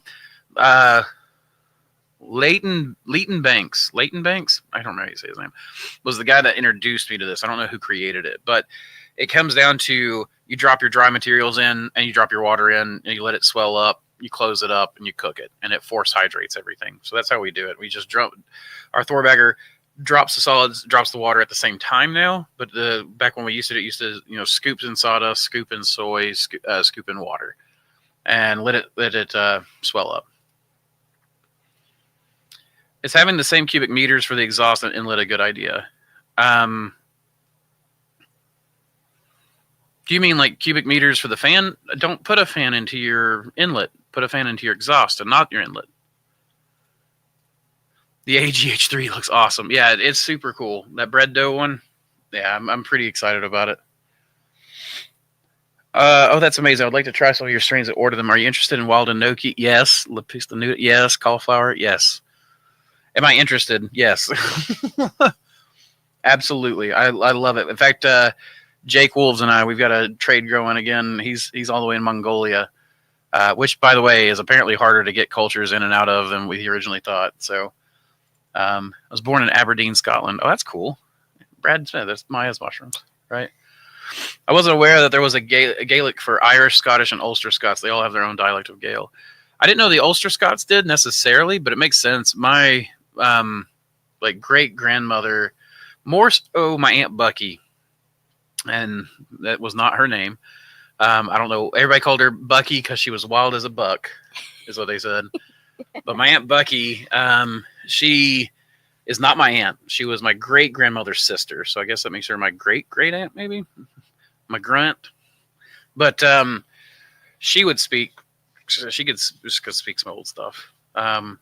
And she and my Gigi, my great grandmother, used to tell me about the clavers. And the clavers will get you if you misbehave. And then she'd always reach out. Both of them, they had these like raven claw looking hands with those nails, and they'd reach out. They'd be like, "The clavers will get you." And then I found out later on, apparently there was a guy named John Cleaver who led some sort of raid on the border where our family's from, and they killed a bunch of their enemies like in the night. And John Cleaver became the Cleavers here in Appalachia. So yeah, history. Do you guys have any special recipes to make with lion's mane? I've got a lot. My favorite is soup beans. So we love making around here, pinto beans with ham bone in it. Is a really good mountain tradition we do. Basically every fall and winter. Like when I was growing up, there was just always a pot of beans boiling. Spantha too. We've talked about this a lot. And one of the things I did was I took beans, and instead of adding salt or country ham or a ham bone to it, though you could still add a ham bone to it, I have. I would do fish sauce, a fish sauce, soy sauce, a good bit of it, and then tear up lion's mane and just tear it up as soon as you put the beans in, and just cook it. Just boil it down to nothing, and you will be surprised. At how good that lion's mane is in those beans. Like you cook it down, it tastes like little bits of ham and stuff, I feel like. But it's been a while since I fixed that recipe. But that's one of my favorites, is a pot of pinto beans, mushroom beans. I don't think that in that case, because we'll use a pressure cooker or a crock pot or something like that, something that we can kind of... Crock pot is my favorite. The lion's mane will turn slightly grayish. It's not the most visually appealing thing, but That's true. Nutritionally and as far as your palate goes. It tastes good. Yeah. But yeah, it's not as pretty. But I mean, beans, I don't feel like beans are attractive anyways. They look like vomit. Which slit cut would you say works better, horizontal or vertical? For the slit, we do horizontal, but that's only because I feel like it gives it a lot of root to hang on to. But I think either one works just fine. What recipe do you use for lion's mane liquid culture? It's the same one I use for everything. My liquid culture premix, I've got a video on it. But it comes down to 1 part malt dextrose. 1 part malt, dark malt in particular. 5 parts corn dextrose. And then a dash of peptone, typically. And that you can do, there's other additives, and we do other additives in our LC premix that we sell and that we use. But that's kind of the base recipe, and I wouldn't really get into everything else unless you're selling liquid culture and need it to last longer than you just in your op or whatever. But and then you'll take 10 grams of that and add that to 500 milliliters like water. And that's usually one of the best. I use that for lion's mane. I use that for hericiums. I use that for oysters. I use that for button mushrooms. I've used it for every mushroom I've ever grown, really. You are not the villain. Can't wait for the book. Thanks, Jake. You've always got my back. I'm interested in your off-grid sustainable grows. What is the best way to get a hold of you regarding strains? Email is usually the best way, or you can call the shop. Probably a better chance of getting a hold of me quickly over the phone, but an email might sit there for 2 or 3 days. We will eventually answer it. I'm just slow. I'm getting a lot better. I am dedicating myself these days to making sure that I can communicate with people as quickly as possible, because it's something historically I've been bad at. But howdy, Laird. I don't think you've been bad at it. I think you've been really, really good at it. And it's when you have messages spread off on Instagram and Messenger and email and the contact us and all of the others, and then you actually take the time to talk to someone, answer their original question, and typically a few more. And after about 20 people and you're spending 20 minutes with each person, the day very quickly gets away from you. It's true. It's been hard for me, but now that I'm laid up and can't really do the physical exertion as much, thankfully Charles came over and did a bunch of bags with Smith in the lab last night. But since I've been laid up with that, I've been doing a lot more communication, a lot more redesigning of like, okay, if I go down again, or let's say my parents are getting older, Samantha and I are getting close to 40, and my parents are getting to the point where pretty soon they're going to need help, keeping up with their properties and things like that. And so I need to position myself to be able to take care of my children and my parents and her parents, and even some of our various grandparents. So it's like, okay, how do I rearrange this? You know what? We go all liquid culture. We stop doing the things. Almost all of the bad reviews I have on my Google page are from spawn orders. It's always spawn orders.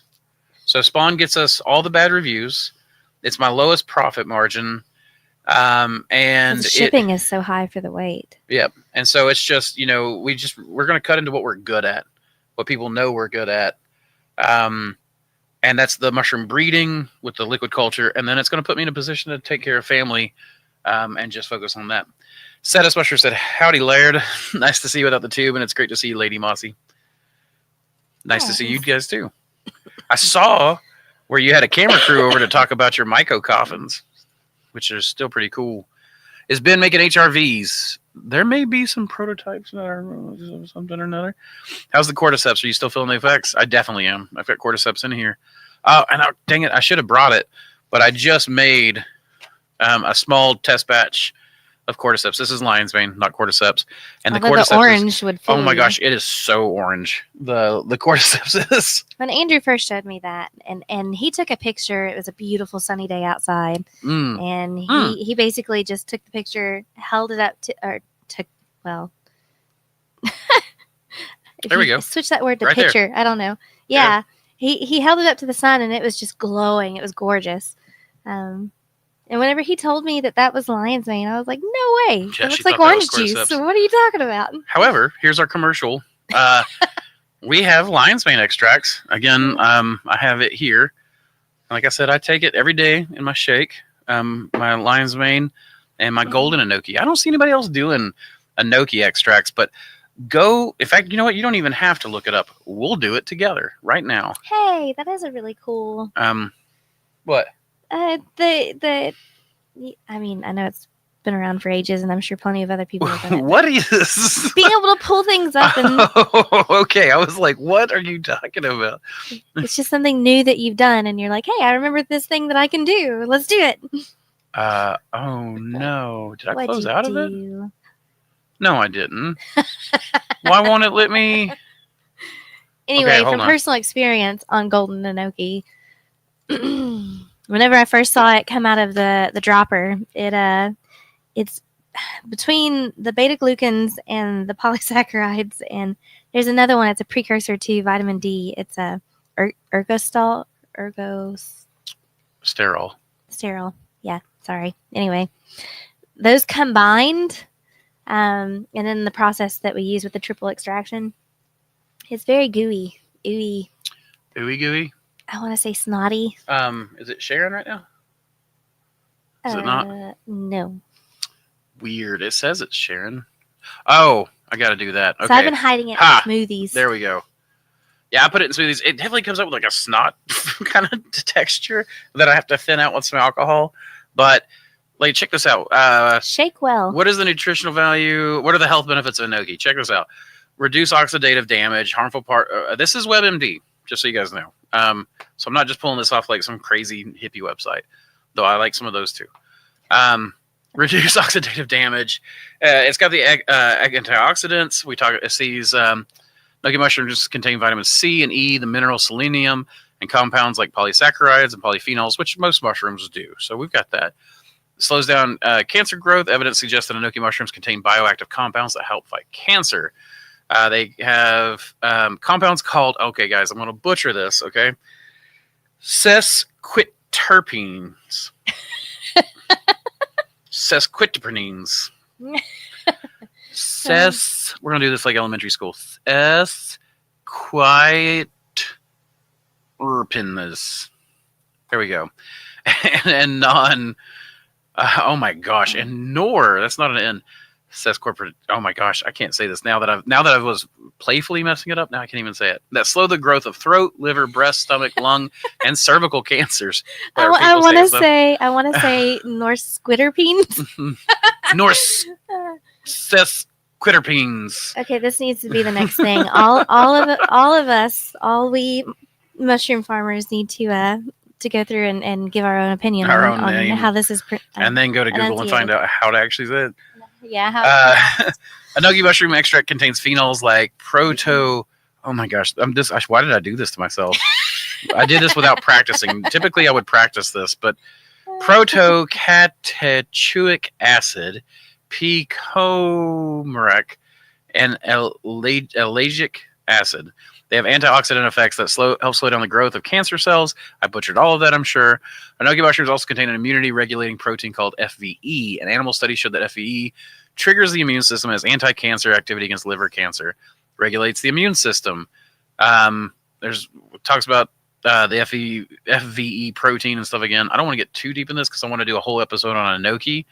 But you can check out the WebMD. You should be looking up lion's mane instead, since this is a lion's mane episode. What's funny is I actually do have a bunch of lion's mane studies up to show. And how do I stop sharing this? There we go. Anyways, the whole point of the extracts is to say that I don't know anybody else doing a golden enoki extract, and to me, it's one of the most important to do, and it's one of the best, well-researched mushrooms for medicinal purposes. So, just check it out. Christopher says, hell yeah. Catherine Reed, how long does it take for my order to arrive? Aislinn? That's my daughter, by the way. My daughter is in there messing with us. Well, it depends on the strain. and where it's at in the whole process, because we don't just take our strains and let them sit in limbo forever. We're constantly feeding them new things. They're being backed up. They're being tested. That's our daughter. You don't have to explain it. Yeah, but just for the sake of everyone else, and I'm sure she probably asked to inform and help, so I want to support her in that. There you go. And then when are we gonna have meetings of the wannabe Martins? I don't get that. What are the Martins? Does anybody know what the Martins are? Tell me what the Martins are. Maybe they meant Martians. Martians! Wannabe Martians, yes! I don't know. When you want to do it? You guys aren't that far from us, right? I go a lot of mushroom hunting in the Black Forest and always look for strains. Oh, MP, please. Now, here's the thing you got to keep in mind. Hericium, where you're at, is an endangered species. It's on the red list. You guys in Europe, anywhere in the European Union, can face consequences for messing around with Hericiums. I'm not telling you what to do. I'm not telling you to hunt it or not hunt it. But I think one of the most important things is to save as much of the Hericium genetics that we can on this planet. So if you do, just be mindful that it's probably potentially illegal for you to be cloning those. And so be very careful about what you do and the decisions you make. I wonder if you could contact them and explain to them what you're doing and the fact that you're contributing to a biobank, if that would be helpful. It's possible. Especially if it's like a really, really small I'm sure they biopsy. Have a forest service or something that they can work with. So I don't know. Probably. I mean, our forestry service is pretty good if you call them and work with them. I found like about a 40-year-old agaricon in the old growth last year, and I've got the GPS coordinates saved. And I was hoping to get up there this year and clone it, but obviously all this kind of kept me out of the woods because I've been down for 2 months. But this agaricon is, like I said, it's about a 40-year-old mushroom. We counted the rings on it, and I didn't take a sample from it the first time because I wanted to make sure that it wasn't something illegal that I would be doing or get in trouble, or if I could hurt the mushroom by sampling it. I didn't want to destroy a 40-year-old specimen that can only be found in old growth. So after that, I came out and contacted the USDA, got in contact with their polypore expert that's local here, and he's like, yeah, they're not a protected species. You're very welcome to do it.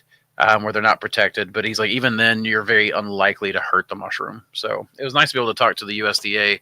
And showed an appreciation for that sense of carefulness and honoring the preservation of it, which I thought was really kind. Yeah, it's pretty cool that I'm getting to work with some of the mycologists these days. So is condensation buildup in bags bad in fruiting blocks during incubation? A lot of times when you see that, it's one of two things. You've either got a cold room and the bags are generating some heat. So like a condensation in these bags right here where this room's a little chilly is not as uncommon. But if you see a lot of condensation wrapped all the way around your bag, a lot of times that is from explosive growth. So you either way overspawned it or you have a contamination. And usually it's contamination. Contamination it outpaces your mushrooms. And so when it grows, it generates a lot more heat. So for the first, like I'll walk in, if I see a rack that's all condensation like that, I'll be like, I know I got to throw that rack away. And whenever I spawn in the inoculation room when we're doing lab production, I actually vary the amount of spawn that I'm pouring into the bag. So I'll have like 5 or 6, maybe 7 bags that are heavily inoculated, and then I'm slowing down the inoculation rate on the rest of it. And so I can oftentimes see kind of at the top of the rack that kind of heavier condensation, and then things that have a little less in it aren't heavily condensated. That's a really nice way to make sure that everything isn't growing in all at once and this huge amount of growth in the grow room to where you're storing things in your walk-in or in your fridge or wherever. It ensures that if you have multiple delivery days and you can get things fresh to your chefs, and that can also be an indicator if things are clean. If they're all contaminated, like Andrew said, it's probably mold or contamination, or something didn't get cooked well, pasteurized, autoclaved. So just little tips and tricks like that, they make a difference. Hey, I see that we got people watching on X. Can you guys comment for me so I can see in the live chat? Can you guys comment just so I can test the chat protocol for X?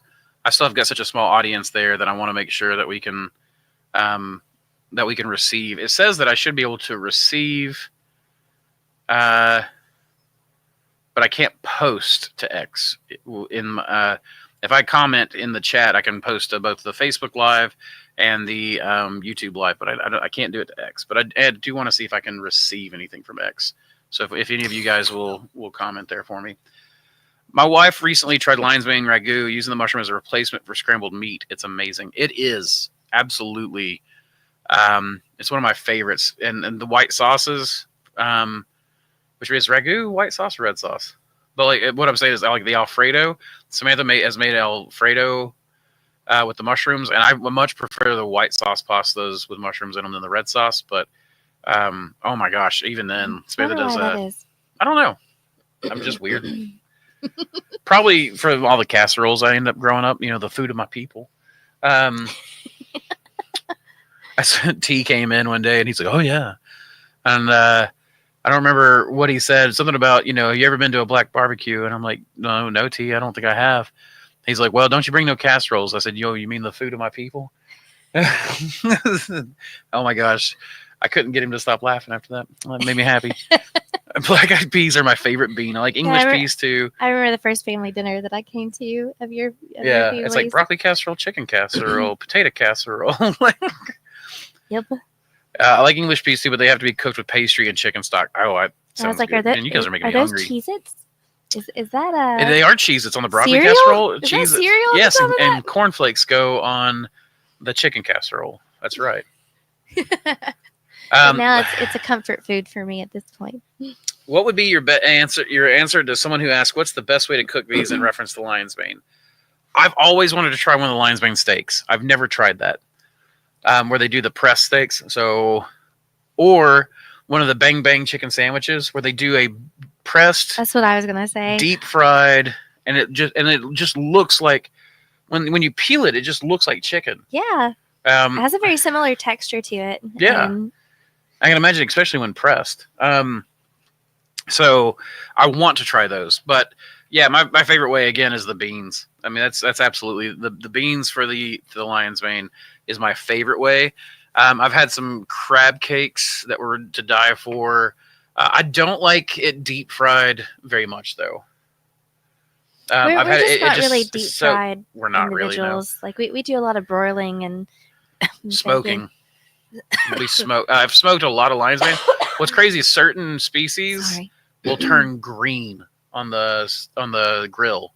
If you try to I did what was it? We did kebabs with the tomatoes, pineapple, meat, and the lion's mane mushrooms, and all the lion's mane mushrooms turned a weird radioactive green. Yeah, it's like it started almost like a bluing effect, and then it turned turquoise, and then it turned green. And I was like, "There's something wrong with these." And then I sat there and kind of Googled it a bit and looked around, and that's something that happens with the high heat and specifically with exposure to the smoke. Wow. Thank you, Christian. Hey, testing for you. We got it. X works. Thank you. Absolutely. Aww.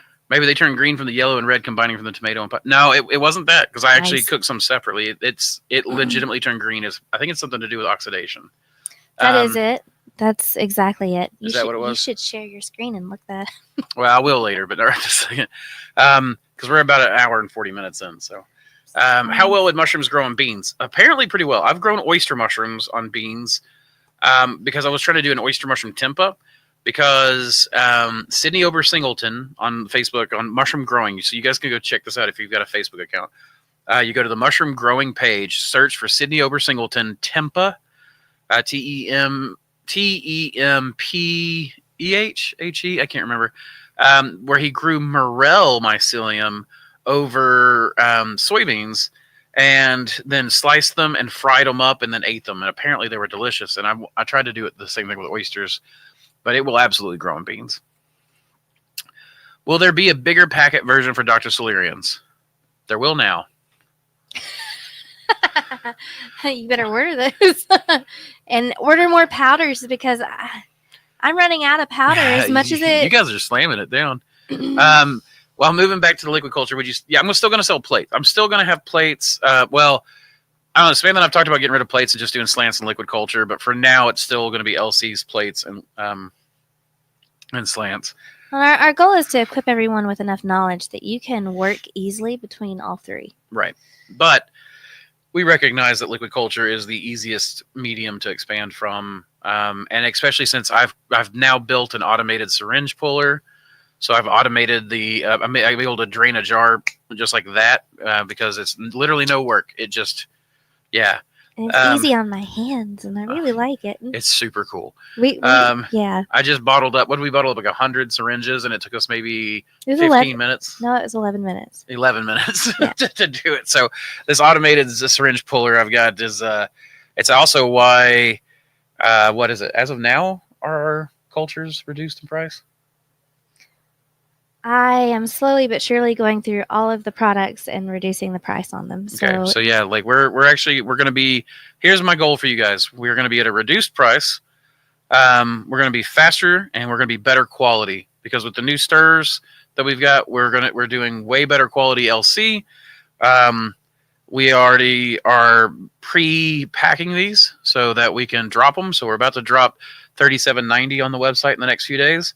When $37.90 goes live, it'll be at the reduced price of $20 for the syringe. And then, of course, we're going to be doing regular discount codes for you guys so we can get the stuff to you as cheaply as possible. And thank you guys for, buying from us so often. So yeah, and if you're tuning in on here and you're listening regularly, you're going to get a code from the podcast. And then if you're shopping, then you're going to get an additional code that you can stack on top of that through the thank you letter. Yep. So the goal and the hope is to kind of also pull where we're getting where our information is going to have the biggest impact, so that we can start concentrating on those channels. Absolutely. So don't forget Code Lion. And then we're playing with the idea of putting inventory on the website. What do you mean inventory? Oh, like the stock count. Yeah. Yeah, we're definitely doing that. So it's like, when we pull 100 syringes, we'll put 95 on the website because we keep like 5 syringes ourselves for backups, quality control testing, etc. And what we've done for nearly 4 years now is you put in an order, and then we take the time to custom make it, and then it ships as soon as it's ready and it can survive the shipment. Like we send it out as soon as we can. Mm-hmm. And it's worked really, really well when we've had lower volume. But now that we're having higher volume, and some people are having to wait a little longer because of where they're at in the list. Mm-hmm. So, and then where the strain is at. So if we put inventory up, you can only buy what's there, and then whenever it hits 0 or it starts getting low, then we're like, okay, we need to concentrate on this one instead of trying to concentrate on all 600 strains across the board. Have you experimented with growing chanterelles? Mm-hmm. I have only plated them. I haven't tried growing them, Doug. I know that there are people working on it. I think Shroom Squatch out in Colorado is working with the chanterelles a little bit. I could be wrong. He may be just banking them. Somebody's working on chanterelles, but I don't remember who. Did you ever look into tiger's milk mushrooms? I have actually found a supplement supplier for which it gives me hope that I can figure them out. It may be forage though, Jesse, but I have tiger's milk mushrooms. Let me. Which one is that? What's the name of the tiger's milk mushroom? Is Lignosus rhinoceros.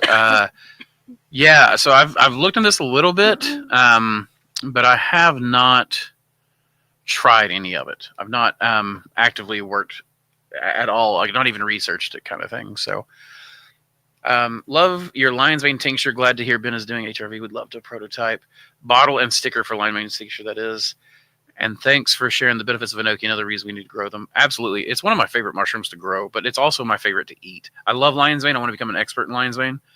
But enoki is my favorite. Golden enoki in particular. It's my favorite to eat. And thank you, Cetus, for sending the cordyceps tinctures. Andrew's been taking all of this stuff, and there's a lot of other mushroom farmers that have sent us cordyceps, and Andrew's definitely he's noticed a big difference in them. I'm drinking some of your cordyceps now. I think it depends on it. Like I put it in to begin with in the mate, so who knows how long it probably is gone the first couple of times I fill it. But I did have it in there.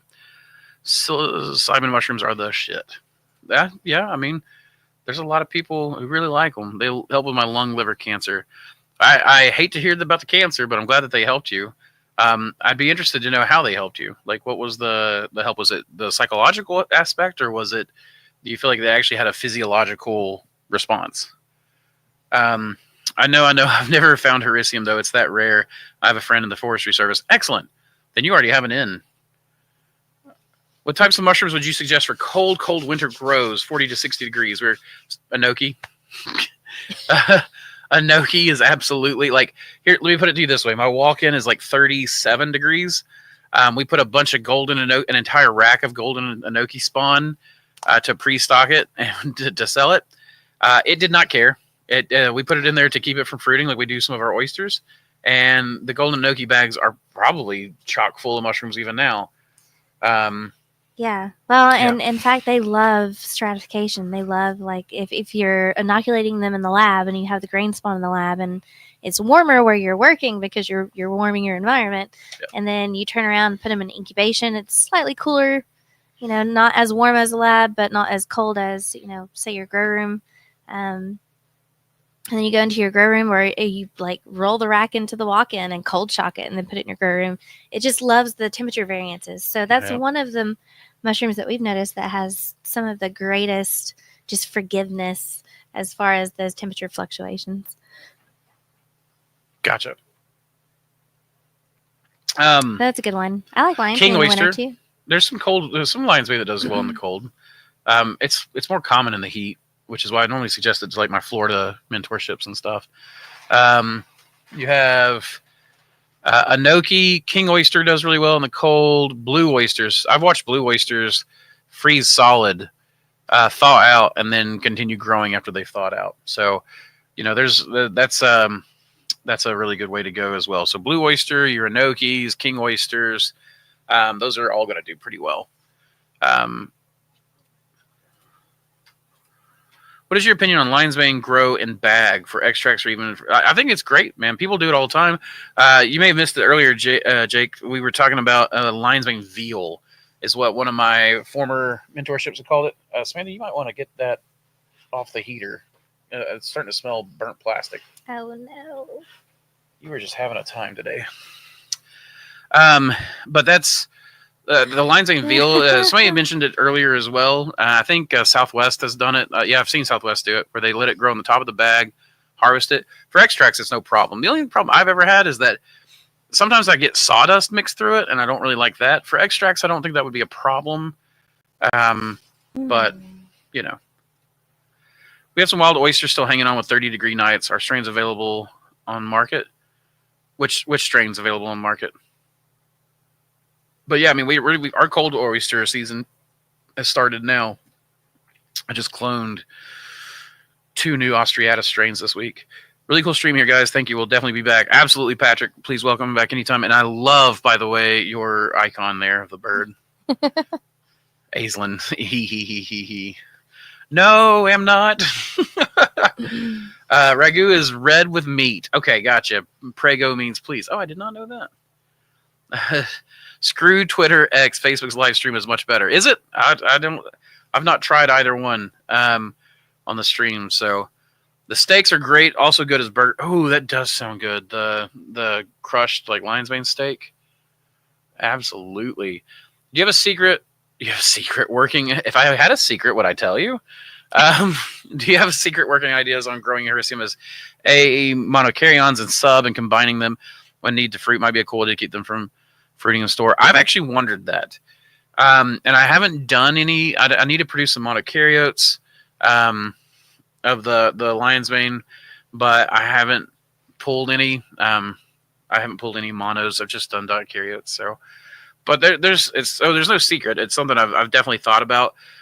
What Jacob was talking about here is because we've discussed before in the Discord with Alan Rockefeller, who, by the way, will be should be on later on this month. Will be a guest. So, but one of the things that we were talking about is how they did a study, and what they did was they took domesticated lion's mane and they took wild lion's mane strains, and they pulled spores from them, and they produced monokaryotes, right? And then they mixed and matched those and produced some dikaryotes from them as well. But they did studies, and they found that the monokaryotes were more aggressive, had better immune system function. Like I said, they were more aggressive, so they grabbed up more territory. and just all around performed better than the dikaryotic phase or the dekaryotic phase. And so what's interesting about this is that there was another study alongside this study. I don't think that they had anything to do with each other, where they went out and they blind prospected. This means like they drilled into wood, took core samples, brought the mycelium back, DNA tested it, and they found that Hericium isn't quite as rare as we initially thought. It's just that in most of these cases, it was a monokaryotic form of Hericium. I'll need to find the studies for you guys so I can post them at some point. But the point being that this gave Jacob and I and some of the others in the Discord an idea for, can we pull monokaryotes and have two monokaryons that we're going to cross regularly, kind of like how you take two seeds and you get your F1 hybrids, but it's always the same thing, or like a chicken, they've got like sex-linked chickens where it's like the males will be red, the blacks are females, or vice versa if you go the opposite way. And you can do this kind of thing. So can we get traits that'll be the same on every crossing between these two monokaryons? And then you can grow the most aggressive monokaryote in your bags and just let them all grow in really fast. And then you just drop like a liquid culture, a few drops or whatever into the bag of the other monokaryote to have them fuse together. And then once it exchanges DNA, will it then fruit? And is this a good way to, keep it from fruiting preemptively? And is this a way to keep it where you get the most aggressive growth with the best immune system, et cetera? So this is just something that we've been thinking about, but we haven't done just yet. So smoking blackened is great. Absolutely. Yeah, I love it. We are starting at our first farmer's market next season. Reason I ask. Oh, did I miss it? Oh, from the green and the red. Yeah, I'm not entirely sure what I think it's oxidation is what Samantha said, because we looked it up at one point. The winter weightlifting is showing. It is. Though I've been down for like a month and a half, 2 months, so no weightlifting lately, and I'm definitely getting fatter, but the muscle's not leaving, thankfully. I think Craterellus has a good chance of being cultivatable without symbiosis. Yeah, I knew that there was a couple of chanterelles that don't need the symbiotic organism to fruit. I'm just not sure what that would be. So, I can stop screen share. We see it. Okay, excellent. None of my Hericiums I got from you complained in the cold, though. Nice. Yeah. That's the Hericium. It's pretty wide range. And I usually try to give people the widest range ones, and the ones that are more like extreme heat, I don't tend to sell those, though I can have those available for people for sure. What are the key factors that influence the naturalization of mushrooms in a new habitat, and how can these be optimized to ensure successful growth and reproduction? I'm not entirely sure. One of the big things for me is I just churn through genetics. So something I found out is really common in the shiitake industry, in the button industry, is that you kind of go through strains until you find the strains that work in your system. And that seems to be pretty much the more common method, is to just find the genetics that work for the system that works for you.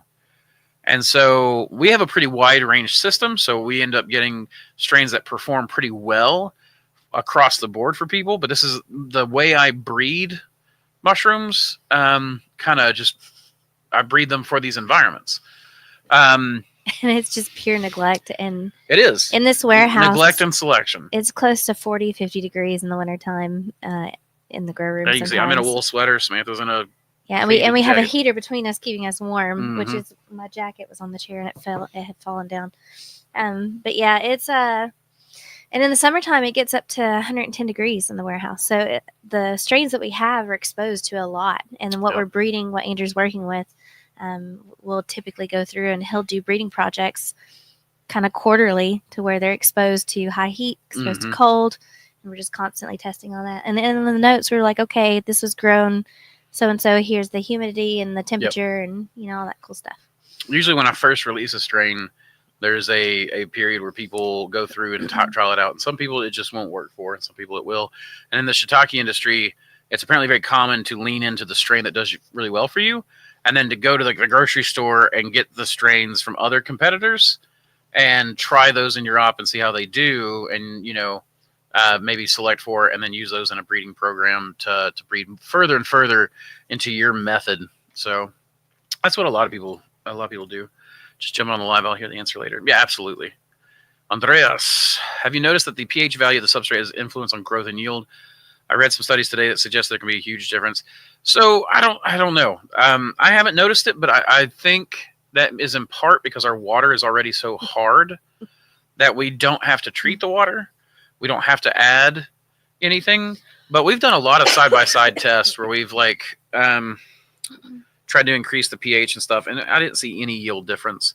And most people I talked to across the board, from Florida where they have pretty soft water to elsewhere, most people that I've talked to have never seen a difference. We've all read those studies, and I've wondered, and I think a lot of people have trialed it, but I've never seen a side-by-side comparison that actually showed results. So I will say that we were doing guppies for a little bit, and Andrew was breeding a heavy metal guppy line, and he imported some guppies that came from a very soft water environment. Thailand. And none of those survived. The ones that were pregnant and gave birth, essentially. Like as soon as they got into the tank, they gave birth. Yeah. And those babies survived. Yeah, in the stress, they gave birth and the babies survived, yeah. But the parents did not. And I could never, I tried over and over again. It's just our water was so hard, they couldn't make it. And yeah, you even filtered the water trying to make sure. I tried to soften it and everything. Yeah. Where are the cordyceps tinctures from? The cordyceps that I've been taking is from Satis mushrooms. I do have cordyceps tinctures that I just made today, though we don't have the labels for them yet. Samantha's got to make those. So we'll be offering a cordyceps tincture soon as well. Woohoo! Can't wait for the Alan Rockefeller episode. I knew you'd like that. Yeah, I can't wait to have Alan on as well. I think he said his schedule clears up after the 9th, so it should be later on this month. Though with holidays, who knows? Maybe it'll be January. But I'd like to have him in when it's like winter time and we're all like stuck in our homes. Yeah, and just kind of making hay while the sun shines, but the opposite. Making conversation while the sun doesn't shine. And I'd love to see Mandy too, and just really their whole crew. They're doing some awesome that would stuff. be cool. I wonder if we could have Mandy and him on at the same time. There should be a Jamie for you guys. There should be. There has been discussion of that. And just never had anybody that could join us. Potentially my filling the Jamie role. I don't know how good I would be at it, but I would try my best, of course. I think Samantha would enjoy that more than being on camera. I'm definitely kind of behind the scenes. Andrew's been dragging me on here, and I make a hot mess of things sometimes. So. Yep. Thanks, Andrew. B-Flex. What's up, bud? B-Flex. Speaking of Thailand, have you heard of the cultivatable bolete they grow there? I know that there is a cultivatable. Thank you. Bolete that exists, but I didn't know it was from Thailand. We should ask Ed. I'm a little surprised. Ed normally jumps on here. Ed and Eddie. Ed Grant. That was a good show back in the day. But Ed might know of it, or he might be able to source it. I know he said he was traveling somewhere and he was going to visit some mushroom farms. And he was going to try to get us some spores of some genetics from Thailand, which would be super cool. What's up, Ocean? What up, fam? Timberwoods Farm. It's Lou Berkowitz. Timberwoods Farm, mushroom grower here in Maine. Do you set targets for humidity and CO2 in colonization room? Isn't the room that's right here? No, not really. Not humidity. CO2, we just try to keep it where people can work in it comfortably. So I don't really set it. I don't care about the mushroom's comfort so much. Though they can all handle higher CO2 than we really can comfortably. But you can see colonizations behind us. And since colonization is in the same room as we are, it It needs to be, because I sit here and work on my computer. I play games at this computer. I do the live stream at this computer, and I'm already just barely off oxygen. So I can't really be in a super high CO2 environment, and have it mess me up there. So I don't set targets for any of that stuff. I just try to keep it comfortable. Can't find the troll skull. Samantha, go get the troll skull. Where is it? It's over there on the shelf on the other side. It's just one of the shelves that moved. But Jacob wants the troll skull. Martial artist, yo to the yo. Yo diggity. Samantha's she's can't find it. Lost a tooth. Yeah, it's lost a tooth. Actually printed that way. Really? It printed with a tooth lost, yeah. Yep. But I thought it actually made it look more like a troll because he broke his tooth off, right? There you go. The troll skull. I just don't have a good place to put it. I also have hired... We rotate our shelving as well. It's first in, first out. So Samantha, this actually was on the shelf and got moved today. 5-0. To be or not to be, right? That is the question. This is a little baby troll. Ben's going to print me a gigantic troll skull, right? So we've talked about that.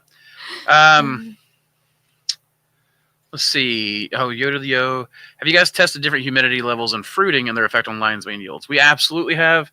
Higher humidity will definitely make you have a heavier mushroom. And sometimes, depending on the type of humidity, sprayers don't seem to really work, but the fog, the atomized fog, the sonic foggers, that will increase your lion's mane yield by a significant degree. It's beautiful, and it's not sopping wet. And right. If you put your placement of your fog in a certain, like we have ours to where it there's a fan that blows it high so that it can be evenly distributed and then kind of fall slowly.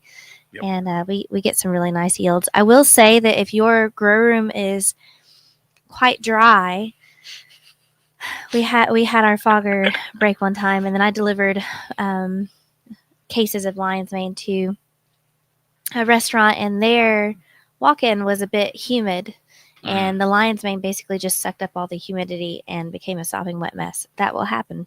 Hericium in particular seems to soak humidity up out of the air. It is very interesting, and it will do that while you're cooking it too. It will, yeah. The first time we ever cooked lion's mane, like I put a lot of butter in the pan, and then I threw the mushrooms in, and I kind of turned around, and Samantha came by and was like, "Oh, there's no butter in the pan." She threw butter in the pan.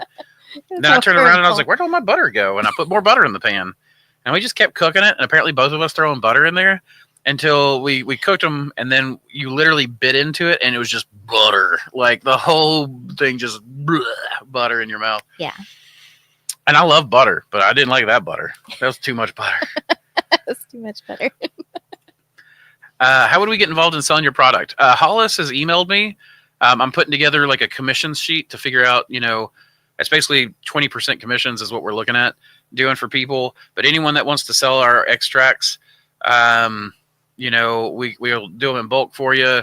We can drop ship it for you, that kind of thing. So we're absolutely happy to do, commissions on that kind of thing. So.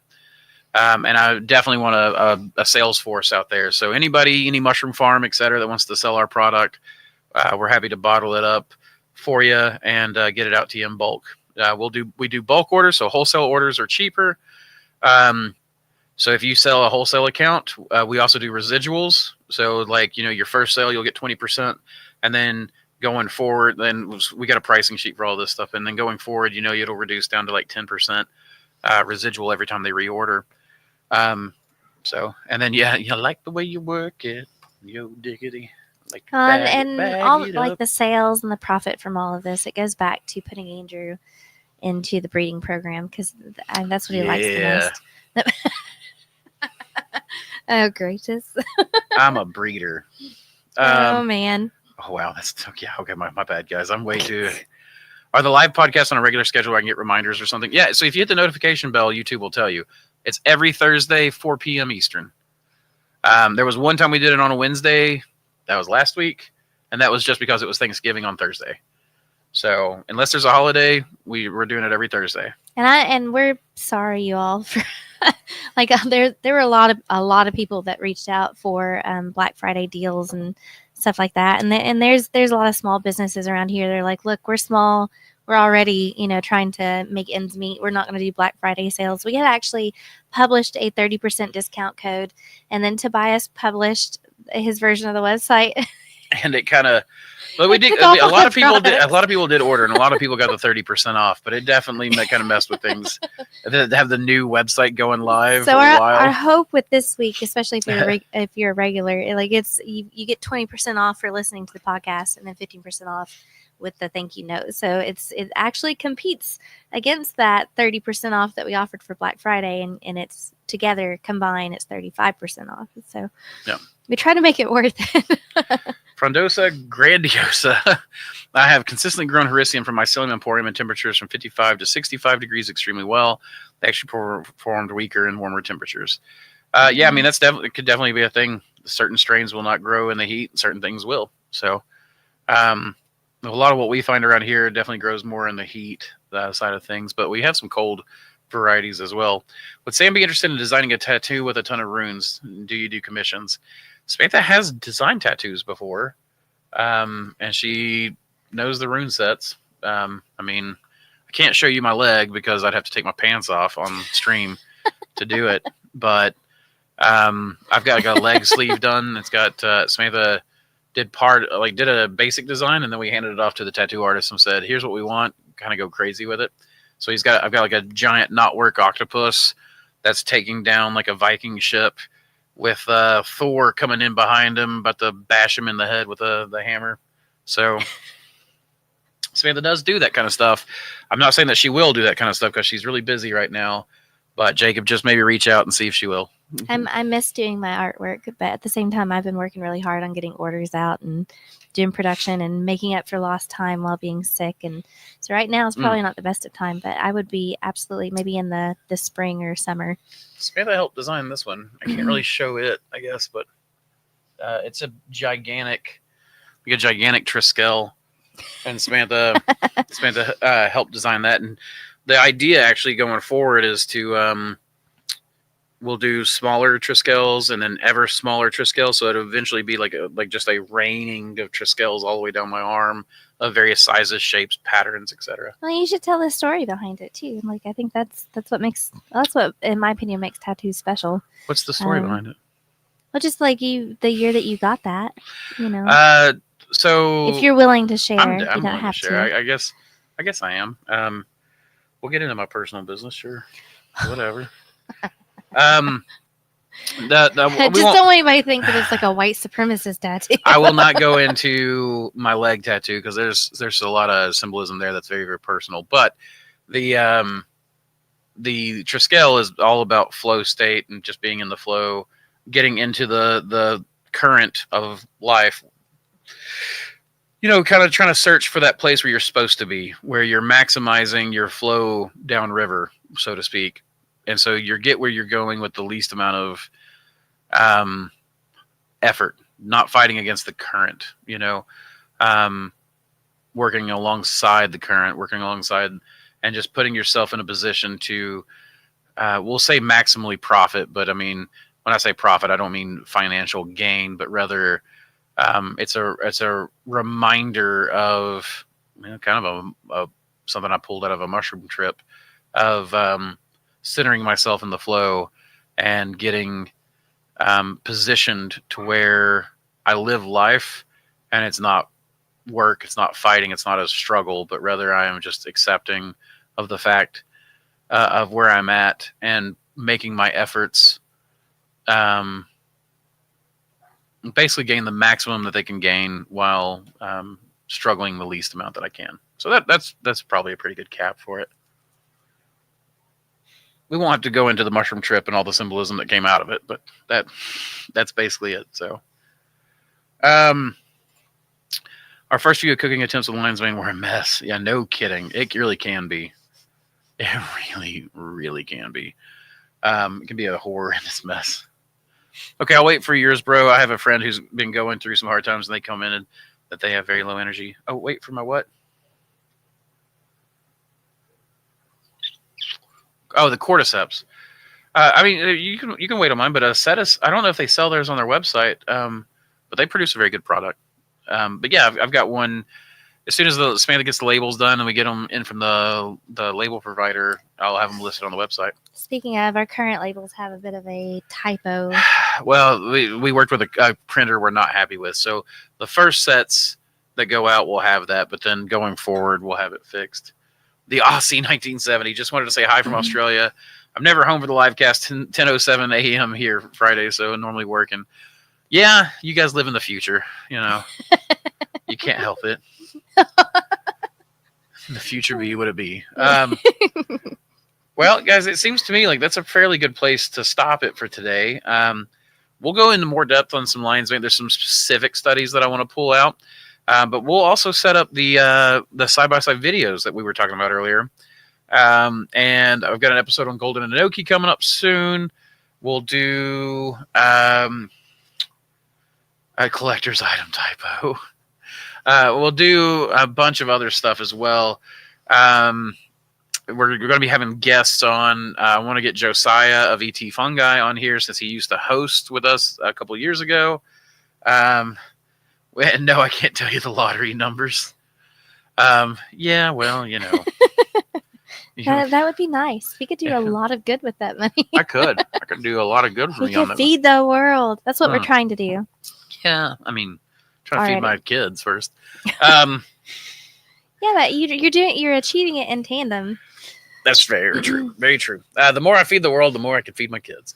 So that was actually a cool thing. Samantha and I averaged out like how many pounds of mushrooms we grew, looking at our numbers over the years. And then we like looked at it and I was like, I remember the day that I was like, oh my gosh, I have fed over 100,000 pounds of mushrooms to the Knoxville area. And then it was like, oh my gosh, we hit 200,000 pounds. You know, and it was like, holy crap. Like just every year we're producing a few thousand more pounds and it's going out into the Knoxville area. And how many people are we feeding with that, you know? So anyways. And then think about all the pounds of mushrooms that other people have grown with the strains that you've bred. That's the cool. Another thing too. Yeah. Like how many of my strains have gone into how many people's mouths? Hey y'all, big fan of your videos. I'm building my grow room next week and starting my mushroom business. Do you have any tips? Well, Josh, unfortunately you're at the end of the podcast, so I can't really go into it too much, but the biggest thing I can tell you is consistency is king. So, when you do your work, try to do the same work every week and produce, tweak your system so you can produce a little bit more, and then just consistently produce, consistently provide for your restaurants, undersell, over deliver. And of course, we're here every Thursday at 4 p.m. Eastern, and you're very welcome to get on here and ask us questions, especially if you're having a specific problem. We're here for you. So go back and watch some of the other videos that we've done, because that is such an open-ended question. There's so many things that can be answered there. Yeah, it's hard to approach that with a specific answer, but thank you for your time, Andrew and Smith. Have a great holiday season. You too, Michael Allen. And absolutely, John, it's good to hang out with you guys. We really appreciate everything you guys do for us, all the support you give us, the strains, the extracts that you're buying. That puts food directly in my kids' bellies. And buys my McRibs that I so desperately love. And it continues what we're doing. Oh, that too. You know, but allows me to continue my villainy. Anyways, guys, we really appreciate you all. Thank you so much, and see you next time. The Enoki strain I found in the wild did fruit on the agar plate in the fridge, by the way. Oh yeah, they will absolutely do that. Oh. What college track would you suggest that would help with the mushroom business? Chemistry. I'd like to see some more chemists in mushrooms. But I mean, pretty much every track can lead to mushrooms. Well, molecular biology. There's there's all kinds of chemistry. It's a wide world, and mushrooms touches everything. My professor in college, when I told her I was wanting to switch to mycology, told me that she thought that was a great idea that I was going into mycology because it touches everything from food, fiber, fuel, medicine, material science, that, for the next 50 years, technologies are going to be coming out of the fungal world that, we don't even scratch. Like even right now, I mean, that was 16. That's 16 years ago. She told me that. And it has changed so much, and we've still barely scratched the surface. I mean, I've got a lot of art friends, and they never even delved into mycology, and they're like, okay, well, now we have mushroom pigments, and now we've got mushroom leather and all this other stuff, and they're textile artists too. I mean, we're doing the extracts, so you're doing farming, with a pH farming, and who even knows what other things we can synthesize or grow using macro fungi. So on other people that have gone into the food sciences, and they've ended up here as well. I mean, it's just, where is your interest, and where would you like to see it kind of specialize a little bit in? Or you just go into mycology, but that's oftentimes mycology in that is more field, research and a lot less biotech. And oftentimes you're choosing one mushroom, and that is your life's passion, on some of it. If you want to work in the mushroom biz, biotechnology is probably the best way to go. So some form of biotechnology, whether that be, like Samantha said, molecular chemistry, molecular biology, whatever. And we had a huge class come through with the University of North Carolina and Dr. Oman. There were like 7 or 8 of them, and it was just fascinating to talk to them and hear how excited they were. So there was everything from engineering students to biotechnology students to biology, and I mean, it was cool. It was super, super cool. So maybe reach out to him. Absolutely. Yeah. Beeflix, real quick, I want to answer this before we go, but then I'm leaving. Do you think indoor gourmet mushroom farm industry is going to keep growing at a rapid pace? I do. I do think that we're going to plateau. Like oysters, I think are going to start plateauing at some point. Maybe not a complete plateau, but the growth curve is going to be a lot less hockey stick graph and a little bit more of just an uphill grow. It's a slow. But I think what you're going to see come through that, and I'm usually too early, is what everybody tells me. I'm always too early to profit, which burns me up, right? What's the use of being a visionary if you're always too early? But the idea to me is you're going to see a greater diversification. So you're already getting people come in, these boutique farms, they're kind of growing a smattering of everything, right?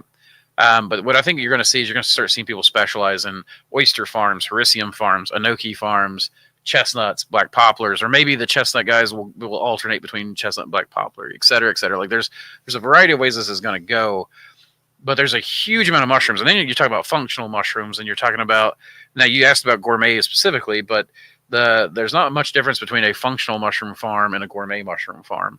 And in fact, sometimes that cross is the line a little bit. So I think what you're going to see is a wider and wider diversification, especially as we're seeing more value-added products come. All of these guys are going to need mushrooms. And hopefully with the tariffs, that's going to be one good thing about those tariffs that Trump's going to put into place, right, is that hopefully it'll increase the price of these mushroom blocks that are coming in from China, where they're using slave labor and contaminated substrates to produce stuff. And it'll hopefully make these supplement companies, these other people these value-added product companies look more into the American growing industry. And I know there's a lot of these guys who've been in the mushroom business, like supplement business, for decades now, and they kind of poo-poo some of the American growers. But I think at this point, we're starting to see a solidification of a firm foundation on which to grow the mushroom supply in the U.S. And hopefully these pressures will actually benefit us in that way. So it's just one of those things. We'll see what comes of it. But we'll see innovations too, and then just like we use byproducts from agricultural industries, I'm excited to see what other people will do with byproducts from our industry. Absolutely, the byproduct side. Like I already have someone who raises like beetles, like these big grubs, and it'd be like they'll raise a grub for like 5 years before it grows into like a rhinoceros beetle or something like that. I sell him spent substrate, pack it up and ship it to him. There's all kinds of stuff. So yeah, it's really cool. And then like I printed a few studies on reishi today and just read through them and really kind of dug deep into a lot of stuff. And there was one that came out of the aquaculture industry and basically putting reishi in the feed. They saw a huge uptick in their capability to handle stress. And their immune system response, yeah. Their immune system response. A lot of, they had like ick and a bunch of, in certain tanks. It got rid of a lot of that stuff. Like it just ramped up their immune system. And then it also allowed them to take, they had tanks that were a little oxygen deprived. It allowed those fish to take what oxygen was there and better utilize it. And I was like, dude, this is really cool. Yeah. So, I mean, like we don't even know what we don't know yet. We don't even know what this stuff's going to touch. If you think you've got a good handle and an idea on the mushroom industry, you don't. You're more clueless than the person who knows that they don't know. And so often too, like I walked next door and gave them some tinctures, and it's a cable company, and I was just kind of letting them know what we do, and everybody was very curious and asking and very happy to talk about it. And the first assumption was, well, do you grow the silly ones? Do you grow psilocybin? And that's question number one all the time. And then and then the next one is, well, don't those grow on SHIT poop, yeah. You can say shit. We're past the first 10 minutes. And they're in the dark and they're slimy and they're gross. And I was like, actually, these, the ones we are growing are they like light. They're phototrophic. They love that brightness. They grow on wood. It's very different from what everyone assumes. There's a big educational side of it for sure. Later to plastic. Hello, Canada. The supplements in Europe are mostly imported and relabeled scammy product. You're seeing a lot of that in the U.S. too. And then you've got the argument between myceliated grain versus fruit bodies, and then you've got blah, blah, blah, blah, blah, blah, blah, blah, blah. And the truth is that we don't know. The truth is that there's not been enough science to really point us one direction or not. Well, there are suggestions, and this is the same for the industry, right? There are suggestions in ways that we should go, but there are no true answers yet. Well, there's a huge thing on small business too. Like you're going to see more and more small businesses, and you're going to be supporting. Like I remember whenever I was little, visiting Kentucky, Harlan and Hazard, it just you would see gas stations with general stores with post offices tied in, and it would all be one family. And in fact, my aunt was one of those. And it just. You would be supporting that family, and there would be a bunch of families together, and they cared about each other in a huge way, and everyone knew everyone, so your reputation was on the line too. Like it's just kind of, a lot of people shop with us because they know Andrea and I. Like I think more small farmers and supporting each other like that, it means a lot. But Mike Ryan says, I researched magical ones, lol. Can't wait for the law to change in my favor, but the techniques cross strains easily. I'll actually say I'm already getting a lot of our mentorship, maybe half of our mentorships this year, were people leaving the magical side because the prices are collapsing, kind of like what happened to weed. And this is before it went legal. So I think that it's not a bad position because especially in the early days, you could grow and have that good price point, right? But of course, there was some risks, some downsides, but you could do that. And then there was the, like you said, the techniques just transfer right over. So what we're finding is a lot of these guys would come down and they just really want to learn more about the gourmet side and the marketing and things like that. And they already have their lab work and stuff down. In fact, they have Cubans is in some ways easier than oysters, and in some ways it's a little bit more difficult. But and that's not a risk we've ever been willing to take because of our children. But they're and East Tennessee just is a very, very, very, very, very, very conservative place.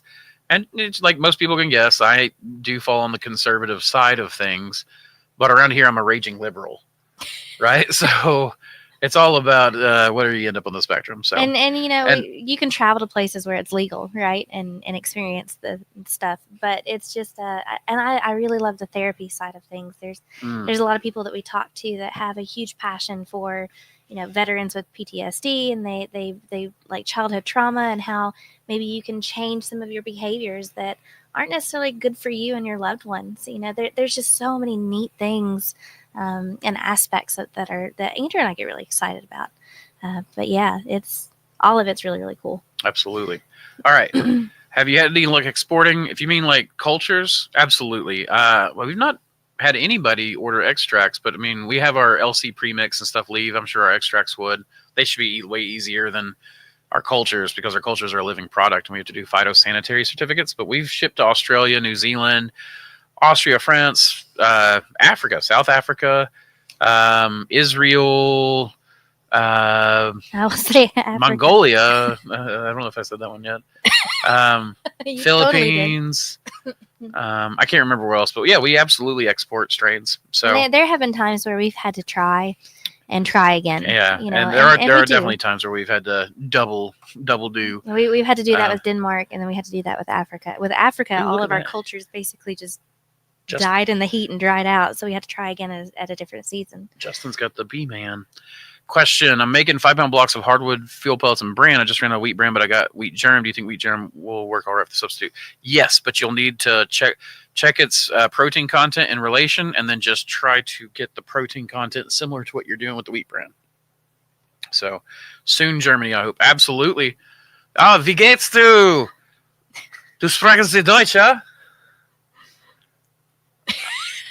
Ich 14. No. Oh, no? 9. Ich nicht 14. Crap. Oh, man. My brain's not working. I've been speaking too much Spanish. Let's see. Do you have chicken of the wood strains? I have a ton of them, Brittany. Yeah. Those are all off menu, so you're going to have to do that through email or phone call. But especially if you want to trade, just let me know. I've got a ton of wild chicken of the woods. So, hola, mushroom peep. Got a ton of hen of the woods, too. ¿Cómo estás, mi amigo? Or hen of the woods. I have a ton of hen of the woods. I've got some from New York. We've got some old growth forest here, Maitake, somewhere. I will be calling. Absolutely. Amazing. Absolutely. Yeah, I think Samantha's trying to show you this Hericium. Or not Hericium, hen of the woods. So this is from the old growth forest. This one took a long time in incubation, but then as soon as the cooler tips hit, it started fruiting like crazy, and it's multiple bags. And it was very pale in the wild. That is the palest Maitake we'd ever seen in the wild, and it's pale in the grow as well. It has kind of teeth on the side too. I really wish that you could see a little bit closer, but this is growing out of the filter patch, and like Andrew said, it took longer to colonize than the rest of it. There's the microphone. It took longer to colonize than the rest of it. But yeah, it just kind of surprised me a little bit. I was going through moving racks, moving everything that was a bit older, ready to start planting forward and getting it closer to the grow room, and then putting these fresh racks closer to the back of everything and behind us. And I think that's kind of neat too, the fact that you guys get to see this rotation each week, you know. But yeah, it was a surprise, and it smells really good. I don't know if you can smell that.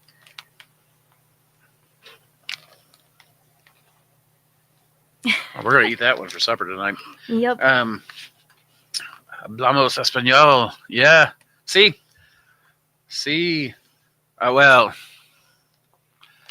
Un poquito. We had honey mushrooms at one point, and that was the wildest LC jar I've ever seen in my life. Oh, honey mushrooms are super cool. Yeah, I've got honey mushroom. And we do have the phytosanitary and the control certificates for that one. That one's that one's more controlled because it is registered as a plant pathogen with the USDA. So you do with honeys, you have to be more careful. But if you're not international, we can get it to you. Let's try that again. Hola, mushroom peeps. Hola. That is a feisty guy. It really is. I love the smell of hen of the woods. Me too. And that's not the only bag that popped. There's a bunch over there. Like, we could absolutely probably have dinner tonight and a few more nights. I need to go to Justin's account. Justin, what is your... Is it just your name? I forgot. Oh, I already found it. Never mind. Cool. I'll check it out later. Anyways, guys, we had shrimps. Oh man, I've never gotten to eat shrimps. The shrimp of the woods. I've never gotten to eat it. I'm doing tempeh with. Oh, nice. I've done tempeh with that. And done it successfully. The oyster sucked when you fried it up. It smelled like burnt hair. So don't do that. But then Sydney over Singleton, like I said, going mushroom growing on Facebook, the group Mushroom Growing. Search for Sydney Ober Singleton. It's Sidnee Ober Singleton. And then search the word Tempa with that. He's got several different descriptions of how he grew Morel mycelium on soybeans to make mushroom Tempa. So a super nice, very knowledgeable individual. We got to do a night walk with him recently, last summer. Last October. Oh, not summer. It was still warm, though. It was very hot. Yeah, well, it's because we were in Georgia. But we did a night walk with Alan and Sydney, and then cool. We did a dye making workshop, mushroom dyes with Sydney. And if you're wondering what a night walk is, it's where you go out at night and you have a black light, and so you get to kind of see where you're going, and it's a trail that is easy, and you're being led by someone who's very familiar with it, so you're not going to get lost or forgotten or anything like that.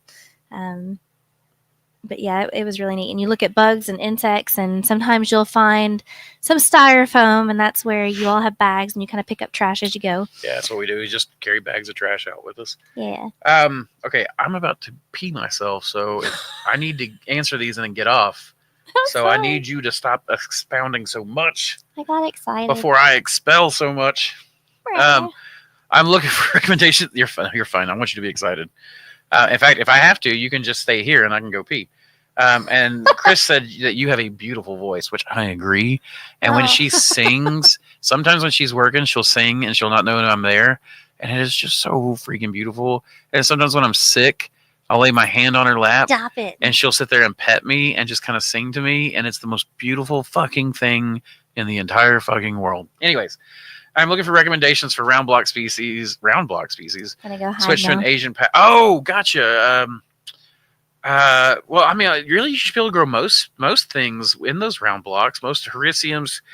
Check out North Korea's king oyster farm. We should do that one day. We're going to do that on a stream maybe next week. We're going to check out North Korea. North Korea. Kim Jong-un decided he was going to put North Korea on the map as like one of Asia's super powerhouses of mushroom production. It's because people were all starving to death, and mushrooms are a good way to just produce a bunch of biomass. But we're not going to say that, right? He's not going to want that. But you should be able to grow most species. But yeah, check it out, man. Those they grow tremel. It's all about you can grow shiitake.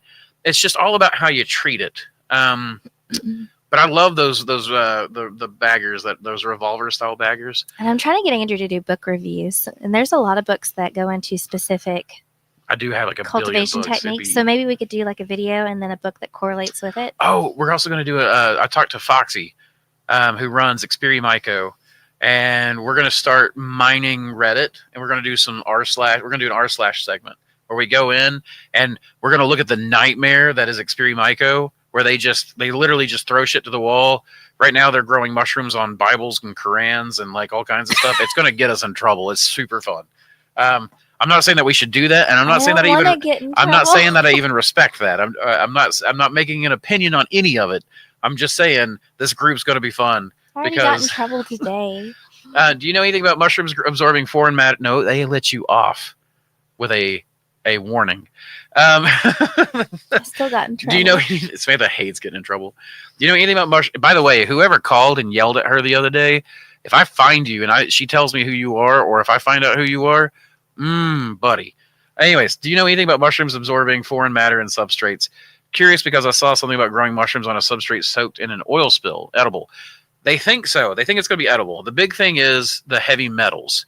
So when an engine runs, it puts metals into the oil. The mushrooms are heavy metal accumulators. That's the big worry. But hydrocarbons, not so worried about, because mushrooms break hydrocarbons down at the molecular bond. Samantha. Which is super cool. Sit here. You just click on You just click on it and it pops it up and then answer it. But if I don't do this, I'll go take care of this. There's gonna be a mess on the floor. Well, and he was wanting to jump off a long time ago. And then this is what happens. We get excited about things and then we turn around and we start answering, and then you can very easily just kind of continue to sort of limp us along as far as that goes. We could talk for ages, to be honest. Like there's so many different subjects and so many different things to talk about. So the last thing that he clicked was, did you ever go any further in your experiment with direct to block inoculations. Oh no, we basically we aerated like a huge gallon jar, and then we put that through a pump essentially, and we tried like a cattle vaccine inoculation gun. It busted it, just straight up just exploded the thing everywhere. So then we just used the silicone tube. It had been autoclaved, like you stick it in a bag, autoclave it, and then cut that open, and the fresh, and the HEPA filter air and all that stuff. But we didn't even shake them. We were hoping that we could take the liquid culture, just pour it on top, let it seep downward, and you would think in theory this would work really, really well. This is actually how we got the King Blue Improved strain, because it was King Blue and it had set in aeration for a while, and then it was slightly neglected, and then we did the experiment, and then it wasn't King Blue that popped out. It was something akin to King Blue, but it was brown and way more temperature tolerant and blotch resistant, which we all know King Blue is known for, blotchiness just in general. But anyway, what do I click? Sorry, you guys. I get in trouble on my own, and then I get more in trouble when Andrew's gone. Oh, he's coming back. Maybe I can click something before then. Haha. Clicked on the next one, and then he shut up. It took you that long to click on the next one? Maybe. It was a good question. Oh, so you did answer one. I did. Okay. I did. The way you said that made me think that you did not. All right, guys. I can go for another hour. All right. Did you ever go further? Yes. In fact, if you watched my video earlier, which we can do it real quick again. That's the one I answered. Okay. So right here, check this out. Yeah, we're going to look at LC for a second. We were talking about how Hericium turns liquid culture really dark. We're going to talk about using this really old jar of a strain that Roan gave me from Michigan. And I discuss, all of this about just how the longer the Hericium sits at LC, the darker it makes the liquid. But I pulled that and did 60 milliliters to that bag right there. And you can see it's just growing in all over the place. That is our spawn mix. Our lab is a hot mess right now. But that is also the exact same mix we use for our substrate. So that's liquid culture direct to bulk right there. Now, we're talking about also doing no peeing in the grow room. We're also talking about doing a modified peristaltic pump to do, like, I'm using my peristaltic pump like every day now. I have peristaltic pump drives my my bottling. So when we bottle up the extracts, my peristaltic pump runs that. My peristaltic pump runs all kinds of stuff. We pour agar plates with it. We do, just everything. So, but the thing is, I want to be able to just set it up, and then we can just dose 100 milliliters into a bag, and then move on. So now that we have the new stir plates and the aeration setup, I'm definitely going to be moving in more into bulk a little bit. Where I'll do like 1 gallon or a couple 5-gallon batch or whatever of liquid culture of this type, and then we'll grow it, and that'll be our test grow. So I'm trying to get set up for squirt inoculation now. Yeah, check into your peristaltic pumps. They're expensive, but they are definitely worth it. No peeing in the grow room. Bless that. The things you can't buy, like being able to go pee. It's as quick as hell and no handling. Yeah, I love, like, liquid culture is really the way to go, guys. Like, I love it. I was thinking about getting out of it just because I have so much to manage. But then when I built this new liquid culture syringe puller, this automated syringe puller, all of a sudden I'm back 100% to liquid culture because I can actually do it and be competitive. You all right? Mm-hmm. Yeah, but I am going to get off soon. I got a recipe out of China for a second brew type of LC. Interesting. That'd be very interesting. There's research into like the different types of sugars and what they do I think dextrose turns out to be pretty much the best sugar for just rapid biomass expansion. But then maltose ends up being the second best sugar, but the best commonly available sugar for protecting from enzyme blindness. And then every other sugar has got different enzymatic profiles, etc. Is your computer not charging? It died, and I was afraid to go hunting too much on the cordage. I didn't want to. Yeah, there might be a problem with it. I absolutely appreciate all your guidance and info. I found your videos a few months ago and been impressed with your knowledge and depth of explanations. Thank you very much. I appreciate that. I'm hoping to be a really good supplier for you then as well. David on Facebook says, thanks for sharing all this information. You both rock and are awesome. Thank you, David. You rock. Thank you for watching us. Man, okay, so this is the first time I've had any audience on X really show up, and Facebook has shown up pretty well. Better than Instagram, actually. Yeah. We just keep showing up, and then people gain interest. If you build it, they will come. I was thinking of using a big needle with a peristaltic pump and silicone pipes to inoculate bags. I don't think you need the needle. Mm-hmm. If you're doing the bag, if you just do the bag open, you can just pour in through the top. So no needle required. That was my biggest problem, was using like the vaccine guns, the cattle trencher, all that kind of stuff. Anytime you narrow. We tried a bunch of stuff. Yeah. And the best thing turned out to be a peristaltic pump with a silicone hose. And then just close the bag up afterwards. Don't waste your money. Yeah, don't buy those we actually tried guns. 2 of the vaccine guns because we were like, well, the first one exploded in my employee's face and embedded glass in his face because it built up the pressure. I didn't say that part. Well, I'm just saying, like, that is why you should be careful. And yeah, it absolutely should. What about cattle drench needles? Yeah, see, that's the I've used those. They still clog up. I too am sitting in a lab of cool blocks, but it is nice, cold out there. Yeah, it's it's definitely cold. It's chilly in here. Let's hold some volume. We used to insulate our house and warm the house up with the blocks just growing. Just everywhere. Our electric bill warm, in the wintertime was quite cheap. Our electric bill in the summer would be like $1,000, which I mean here it's $1,000, but we're in a warehouse. It's horrible. My electric here during the summer is like $1,200 to $1,500 a month. Right now, wintertime it goes down to about $600, but we don't heat the grow room. With mushrooms, like it cold, and we heat the lab. We heat this area right here with incubation. And but incubation generates its own heat.